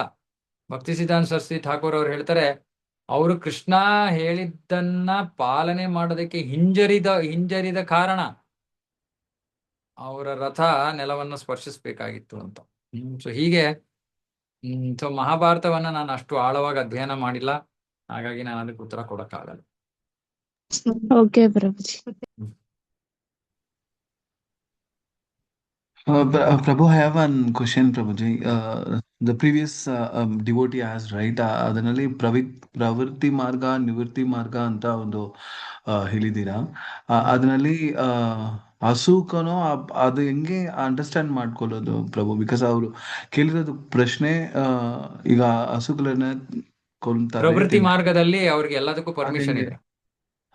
ಪ್ರವೃತ್ತಿ ಮಾರ್ಗದಲ್ಲಿ ಇಂದ್ರಿಯ ಭೋಗದ ಮಾರ್ಗ, ಅದ್ರಲ್ಲಿ ಏನ್ ಬೇಕಾದ್ರೂ ಮಾಡ್ಕೋಬಹುದು. ಇದು ಓಕೆ, ನಾವ್ ಇದನ್ನ ಅರ್ಥ ಮಾಡ್ಕೋಬೇಕು. ಇವಾಗ ಹೇಗೆ ಪ್ರಭುಪಾದರು ಓಕೆ 2-3 ತರ ವಿವರಿಸ್ಬೋದು. ಇವಾಗ ಪ್ರಭುಪಾದರು ಕ್ರಿಶ್ಚಿಯನ್ರ ಬಗ್ಗೆ ಮಾತಾಡ್ತಾರೆ. 10 ಕಮ್ಯಾಂಡ್ಮೆಂಟ್ಸ್ ಇದೆ, ಅದರಲ್ಲಿ ದೌ ಶಾಲ್ ನಾಟ್ ಕಿಲ್ ಅಂದ್ರೆ ನೀವು ಇನ್ನೊಬ್ಬರನ್ನ ಕೊಲ್ಲಬಾರ್ದು ಅಂತ ಇದೆ. ಆದ್ರೆ ಅವ್ರು ಅದನ್ನ ಹೇಗೆ ಅರ್ಥ ಮಾಡ್ಕೊಂಡಿದ್ದಾರೆ ಅಥವಾ ಅದನ್ನ ಅರ್ಥವನ್ನ ಬದಲಾಯಿಸಿದ್ದಾರೆ, ದೌ ಶಾಲ್ ನಾಟ್ ಮರ್ಡರ್ ಅಂತ, ಅಂದ್ರೆ ಮನುಷ್ಯರನ್ನ ಕೊಲ್ಲಂಗಿಲ್ಲ, ಪ್ರಾಣಿಗಳನ್ನ ಕೊಲ್ಬೋದು ಅಂತ ಅವರೇ ಅದಕ್ಕೆ ಅರ್ಥ ಕೊಟ್ಬಿಟ್ಟಿದ್ದಾರೆ. ಅರೆ ಜೀಸಸ್ ಕ್ರೈಸ್ಟ್ ಅಥವಾ ಅವರ ಅನುಯಾಯಿಗಳು ಆ ರೀತಿ ಅರ್ಥ ಕೊಡ್ಲಿಲ್ಲ. ಅವ್ರು ಹೇಳಿದ್ರು ನೀವು ಬೇರೆ ಜೀವಿಗಳನ್ನೇ ಕೊಲ್ಲಬಾರ್ದು ಅಂತ ಹೇಳಿದ್ರು. ಇವಾಗ ಇವರು ಅದರ ಅರ್ಥವನ್ನ ತಮಗ್ ಬೇಕಾಗಿರೋ ರೀತಿಯಲ್ಲಿ ಬದಲಾಯಿಸ್ಕೊಂಡ್ಬಿಟ್ಟಿದ್ದಾರೆ. ಅದೇ ರೀತಿ ಕುರಾನಲ್ಲೂ ಕೂಡ ಇಂತಹ ಹಲವಾರು ಸಾಕಷ್ಟು ಬದಲಾವಣೆಗಳಾಗಿವೆ. ಕುರಾನಲ್ಲಿ ಯಾಕೆ, ಹಿಂದುತ್ವದಲ್ಲೂ ಆಗಿಲ್ವೇನು? ಎಷ್ಟೊಂದು ಮಾರ್ಗಗಳು, ಇಷ್ಟ ಬಂದಂಗೆ ಎಲ್ಲರೂ ಹಿಂದೂಗಳು ಅವ್ರಿಗೆ ಬೇಕಾಗಿರೋ ರೀತಿಯಲ್ಲಿ ಮಾಡ್ತಾರೆ. ಇದಕ್ಕೆ ಇನ್ನೊಂದು ಈ ಕಾರಣ, ಅದಕ್ಕೆ ಅದು ಅವ್ರು ಮಾಡ್ತಾರೆ ಇವ್ರು ಮಾಡ್ತಾರೆ ಅಂತ ಕಾರಣಗಳು ಕೊಡ್ತಾರೆ. ಅದರಲ್ಲಿ ಎಷ್ಟು ನಿಜವಾಗ್ಲೂ ಅಧಿಕೃತವಾದದ್ದು, ಎಷ್ಟು ಆಥರೈಸ್ಡ್, ಎಷ್ಟು ನಾಟ್ ಆಥರೈಸ್ಡ್, ಹೆಚ್ಚು ಕಡಿಮೆ ಎಲ್ಲ ಅನಧಿಕೃತವಾದದ್ದೇ. ಅದೇ ರೀತಿ ಕುರಾನಲ್ಲೂ ಆಗಿದೆ. ಆದರೆ ಮೂಲತಃ ಯಾವ ಭಗವಂತನ ಮಕ್ಕಳು ಬಂದಿದ್ದು ಈ ಧರ್ಮ ಮತಗಳನ್ನ ಸ್ಥಾಪನೆ ಮಾಡಕ್ಕೆ ಅಲ್ವಾ? ಮೊಹಮ್ಮದ್ ಆಗ್ಲಿ, ಯೇಸು ಕ್ರಿಸ್ತ ಆಗ್ಲಿ, ಇವರೆಲ್ಲ ಸನ್ಸ್ ಆಫ್ ಗಾಡ್ ಅಂತಾರೆ. ಹಾಗಾಗಿ ಅವರು ಅಧರ್ಮವನ್ನ ಸ್ಥಾಪನೆ ಮಾಡಕ್ಕೆ ಬರ್ಲಿಲ್ಲ. ಧರ್ಮವನ್ನೇ ಎಷ್ಟರ ಮಟ್ಟಿಗೆ ಆ ಒಂದು ಸಮಯದ ಜನಾಂಗದ ಜನರಿಗೆ ಎಷ್ಟು ಸ್ವೀಕಾರ ಮಾಡಕ್ಕಾಗತ್ತೋ ಅಷ್ಟನ್ನ ಕೊಡಕ್ ಬಂದ್ರು. ಆದರೆ ಕಾಲಕ್ರಮೇಣ ಎಲ್ಲವನ್ನೂ ಬದಲಾಯಿಸಿದ್ದಾರೆ ಜನರು ಅವರ ಸ್ವಾರ್ಥಕ್ಕೋಸ್ಕರ, ಅವರಿಗೆ ಬೇಕಾಗಿರೋ ರೀತಿಯಲ್ಲಿ ಎಲ್ಲ ಧರ್ಮ ಮತಗಳು ಕೂಡ ಬದಲಾಗಿವೆ. ಏನ್ ಮಾಡಕ್ಕಾಗತ್ತೆ, ಕಲಿಯುಗ. ನನ್ ಜೀವನ ನಾನ್ ನೋಡ್ಕೊಳ್ತೀನಿ ಅಂತ ಆ ತರ ಸ್ಥಿತಿನಲ್ಲಿ ಅವರು ಅಷ್ಟೇ, ಅದೆಲ್ಲ ಸ್ವಾರ್ಥ, ಸ್ವಾರ್ಥದ ಜೀವನ. ಏನೋ ಒಂದು ಅವರು ದೇ ಟರ್ನ್ ವೇದ ಚೇಂಜ್ ಮಾಡ್ತಾರೆ, ಏನಿದೆ ಅದನ್ನ ಚೇಂಜ್ ಮಾಡ್ತಾರೆ, ಅವ್ರ ಇಷ್ಟರಿಗೆ ಚೇಂಜ್ ಮಾಡ್ಕೊಳ್ತಾರೆ. Because even all the religion ಏನ್ ಜೀವ ಹಿಂಸೆನೋ ನೋ ಅಂತ ಹೇಳುತ್ತೆ. ಅದೇ ಹೇಳಿದ್ರು, ಯಾವ ಧರ್ಮ ಮತವೂ ಕೂಡ, ಯಾಕಂದ್ರೆ ಎಲ್ಲರೂ ಅದನ್ನು ಸ್ಥಾಪನೆ ಮಾಡಿದ್ದವರು ಭಗವಂತನ ಮಕ್ಕಳು, ಪ್ರಚಾರಕರು ಬಂದಿದ್ದವರು, ಭಗವಂತ ಕಳಿಸಿದಾರೆ ಅವ್ರನ್ನ ಈ ಮತವನ್ನ ಅಲ್ಲಿ ಹೋಗಿ ಸ್ಥಾಪನೆ ಮಾಡಿ ಅಂತ. ಅವ್ರು ಬಂದ್ಬಿಟ್ಟು ಯಾಕೆ ಅಧರ್ಮದ ಮಾರ್ಗವನ್ನ ಸ್ಥಾಪನೆ ಮಾಡ್ತಾರೆ? ಅವ್ರು ಅಧರ್ಮದ ಮಾರ್ಗವನ್ನ ಸ್ಥಾಪನೆ ಮಾಡ್ಲಿಲ್ಲ. ಅವ್ರ ಆದ್ಮೇಲೆ ಬಂದವರು ತಮಗೆ ಇಷ್ಟ ಬಂದಂಗೆ ಎಲ್ಲವನ್ನು ಬದಲಾಯಿಸ್ಕೊಂಡಿದ್ದಾರೆ ಅಷ್ಟೇ. ಸೊ ಈವನ್ ಇನ್ನ ಸನಾತನ ಧರ್ಮದ ಅದ್ರಲ್ಲೂ ಸನಾತನ ಧರ್ಮ ಎಲ್ಲಿದೆ ಇವಾಗ? ಹಿಂದುತ್ವದಲ್ಲಿ ದೇರ್ ಇಸ್ ನೋ ಸನಾತನ Dharma. Hindu dharma is nothing to do with Sanatana Dharma. ಅವ್ರಿಗೂ ಸನಾತನ ಧರ್ಮ ಏನು ಅಂತಾನೆ ಗೊತ್ತಿಲ್ಲ. ಹೌದು. But in our religion also, Prabhu, people say like this. This is there in the quote, no, even Veda also, like Jivo Jivanasya Jivanaha ಜೀವೋ ಅಂತ ಒಂದು ಜೀವಸ್ಯ ಜೀವನಂ ಸ್ಟೇಟ್ಮೆಂಟ್. ಭಾಗವತದಲ್ಲೂ ಇದು ಇದೆ, ಜೀವೋ ಆ ಜೀವಸ್ಯ ಜೀವನ. ಅದನ್ನ ಅವರು ಟ್ವೀಕ್ ಮಾಡ್ಕೊಂಡು ಇದು ನಾನು ತಿಂದ್ರೇನು ಪರವಾಗಿಲ್ಲ, ಬಿಕಾಸ್ ಶಾಸ್ತ್ರ ಇಟ್ ಸೆಲ್ಫ್ ಸೇಸ್ ಜೀವನೋ ಜೀವನಸ್ಯ ಜೀವನ ಅಂತ ಹೇಳ್ಬಿಟ್ಟು ಅವರು ಸೆನ್ಸ್ ಗ್ರಾಟಿಫಿಕೇಶನ್ಗೋಸ್ಕರ ಯಾ ಆ ಥರ ಮಾಡೋದು ಇದೆ. ಇದು ಯಾ ತುಂಬಾ ಆ, ಕಷ್ಟವಾಗಿರುತ್ತೆ. ಯಾ ಕಲಿಯುಗ ಏನ್ ಮಾಡಕ್ಕಾಗ್ತದೆ. ಥ್ಯಾಂಕ್ ಯು ಪ್ರಭು. Okay But today we discuss more about how no bad Kali Yuga ಅಂತ ಐ ಮೀನ್ ಎಷ್ಟೋ ಕಷ್ಟ ಫಾರ್ ಗ್ರೈನ್ಸ್ ಆಗಲಿ ಫಾರ್ ಎನಿಥಿಂಗ್, ಆರೋಗ್ಯ ಆಗಲಿ ಇದೆಲ್ಲ ಇದೆ. But so this janma is most important. No we understand know our purpose of the life ಅಂತ ಅದು ಅನ್ಸಿದ್ರೆ ತುಂಬಾ ಚೆನ್ನಾಗಿರತ್ತೆ ಅಂತ ಐ ಮೀನ್ ಈ ಕಲಿಯುಗ ಇಷ್ಟು ಪತಿತವಾದ ಯುಗ. ಹರೇ ಕಲೇರ್ ದೋಷ ನಿಧೇ ರಾಜನ್ ಅಸ್ತಿ ಏಕ ಮಹಾನ್ ಗುಣ ಕೀರ್ತನೆಯ ದೈವ ಕೃಷ್ಣಸ್ಯ ಮುಕ್ತ ಸಂಘ ಪರಾಂಪರ್ಯತೆ. ಸೊ ಇದ್ರಲ್ಲಿ ಇರೋದೇ ನಮಗೆ ಒಂದು ದೊಡ್ಡ ನಿಧಿ ಇದೆ, ಟ್ರೆಷರ್. ಅದು ಕೀರ್ತನಾ ದೈವ ಕೃಷ್ಣಸ್ಯ, ಕೃಷ್ಣ ಕೀರ್ತನ. ಸೊ Correct, ಅದು Prabhu. ಬಿಟ್ರೆ ಇದನ್ನೆಲ್ಲ ದೋಷ ನಿಧಿ. ಕಲಿಯುಗ ಅಂದ್ರೆ ದೋಷ ನಿಧಿ, ಟ್ರೆಷರ್ ಆಫ್ ಫಾಲ್ಟ್ಸ್. ಕರೆಕ್ಟ್ ಪ್ರಭು. ಬೇರೆ ಮಾರ್ಗ ಇಲ್ಲ, ಅದಕ್ಕೆ ಭಾಗವತ. ಹೌದು ಪ್ರಭು. ಥ್ಯಾಂಕ್ ಯು ಸೋ ಮಚ್ ಪ್ರಭು. ಓಕೆ, ಇನ್ಯಾರಿಗಾರ ಇದೆಯಾ ಪ್ರಶ್ನೆ? ಹರೇ ಪ್ರಭುಜಿ ಕೃಷ್ಣ. ಇನ್ನೊಂದು ಡೌಟ್. ಹ್ಮ್ ಪ್ರಭುಜಿ, ಅದು ಮಹಾಭಾರತದಲ್ಲಿ ಸತ್ಯವತಿ ಅವ್ರು ಇದಾರಲ್ಲ, ಅವ್ರ ಮಗನೇ ವ್ಯಾಸದೇವನ? ಹ್ಮ್ ಹೌದು, ಮೊದಲೇ ಮದುವೆ. ಓಕೆ ಪ್ರಭುಜಿ. ಹ್ಮ್ ಹರೇ ಕೃಷ್ಣ ಪ್ರಭು. ಹಾ ನಾವು ಹೇಳಿ. ಮನುಷ್ಯರಾಗಿ ಹುಟ್ಟೋಕ್ಕಿಂತ ಮುಂಚೆ ಎಷ್ಟೋ ಜನ್ಮಗಳನ್ನ ನಾವು ಕಳೆದು ಬಂದಿರ್ತೀವಿ. ಯಾಕೆ ಅದ್ಯಾವ್ದು ನಮ್ಗೆ ಜ್ಞಾಪಕ ಇಲ್ಲ? ಯಾಕೆ ಜ್ಞಾಪಕ ಇಲ್ಲ? ಇವಾಗ ನಿಮ್ಮ ಜೀವನದಲ್ಲಿ, ಈ ಜೀವನದಲ್ಲೇ ನಿಮಗೆ ಏನೋ ಕಷ್ಟ, ತುಂಬಾ ಕಷ್ಟ ಅನುಭವಿಸಿದೀರಿ ಅಂತ ಇಟ್ಕೊಳ್ಳಿ. ಇವಾಗ ನೀವು ಮತ್ತೆ ಮತ್ತೆ ಅದನ್ನ ಜ್ಞಾಪಿಸ್ಕೊಳಕ್ ಇಷ್ಟಪಡ್ತೀರಾ? ಇಲ್ಲ ಅಲ್ವಾ? ಅದೇ ರೀತಿ ನಾವು ಹಿಂದಿನ ಜನ್ಮಗಳಲ್ಲಿ ನಾವು ಎಷ್ಟು ಕಷ್ಟಗಳನ್ನ ಅನುಭವಿಸಿದೀವಿ, ಅದೆಲ್ಲ ನಮಗೆ ಒಂದೇ ಸತಿ ಜ್ಞಾಪಕ ಬಂದ್ರೆ ನಾವು ನಿಮ್ಯಾನ್ಸ್ಗೆ ಹೋಗ್ಬೇಕಾಗತ್ತೆ. ಸೊ ಭಗವಂತ ನಮ್ಮ ಮೇಲೆ ಕೃಪೆ ತೋರ್ತಾ ಇದ್ದಾನೆ. ನಮಗೆ ಎಲ್ಲವನ್ನು ಮರೆಸ್ಬಿಡ್ತಾ ಇದ್ದಾನೆ. ಯಾಕಂದ್ರೆ ಅಷ್ಟೊಂದು ಜನ್ಮಗಳು ನಾವು ತಳೆದಿದ್ದೀವಿ. ಅದೆಲ್ಲದರ ನೆನಪು ನಮ್ಗಿದ್ರೆ ನಾವು ಬದುಕೋಕೆ ಆಗಲ್ಲ. ಕೃಷ್ಣನ ಕೃಪೆ.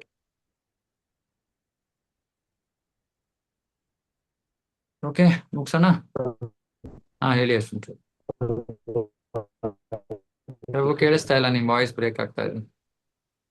ಅದೇ ಈಗ ಪ್ರಭು ಹರೇ ಕೃಷ್ಣ, ಈ ಕೆಲಸ ಇದೆ ಪ್ರಭು. ಹರೇ ಕೃಷ್ಣ, ಹೇಳಿ. ಈ ಕೆಲಸ ಇದೆ. ಹಾ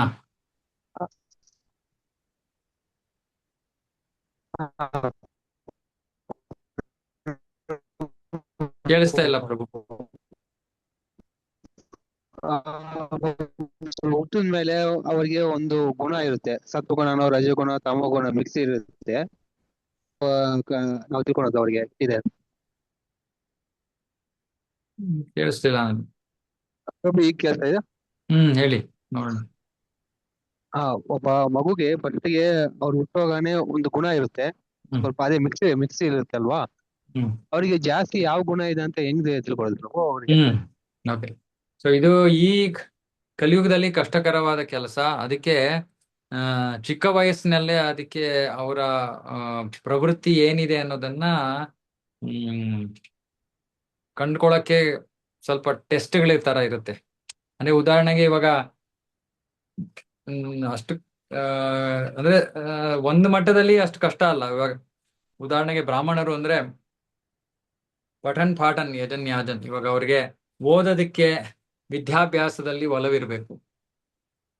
ಇವಾಗ ಏನೋ ಒಂದು ಪುಸ್ತಕ ಕೊಟ್ರೆ ತಕ್ಷಣ ಇಟ್ಕೊಂಡು ಕೂತ್ಕೊಂಡ್ಬಿಡ್ತಾರೆ ಓದೋದಕ್ಕೆ, ಅದು ಬ್ರಾಹ್ಮಣ ಗುಣ.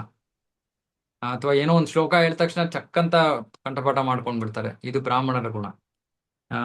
ಕ್ಷತ್ರಿಯರು ಅಂದ್ರೆ ಏನಾರು ಒಂದ್ ಸ್ವಲ್ಪ ಸರಿ ತಪ್ಪು ನಡೀತಾ ಇದ್ರೆ ನಿಂತ್ಕೊಂಡ್ ಬಿಡ್ತಾರೆ ಹೋರಾಡೋದಕ್ಕೆ.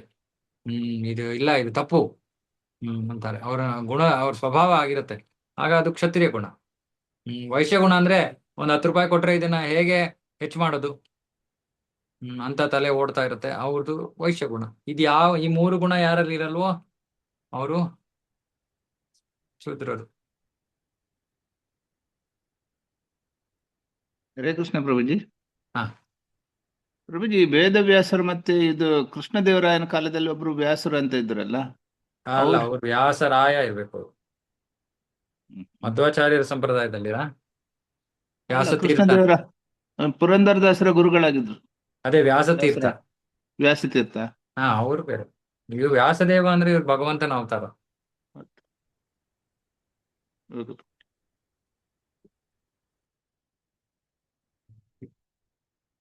ಆಯ್ತಾ, ಮುಗಿಸೋಣ. ಶ್ರೀಮದ್ ಭಾಗವತಂ ಕಿ ಜಯ, ಜಗದ್ಗುರು ಶ್ರೀಲ ಪ್ರಭುಪಾದ ಕಿ ಜಯ. ವಾಂಛಾಕಲ್ಪತರುಭ್ಯಶ್ಚ ಕೃಪಾ ಸಿಂಧುಭ್ಯಶ್ಚ ಪತಿತಾನಾಂ ಪಾವನೇಭ್ಯೋ ವೈಷ್ಣವೇಭ್ಯೋ ನಮೋ ನಮಃ.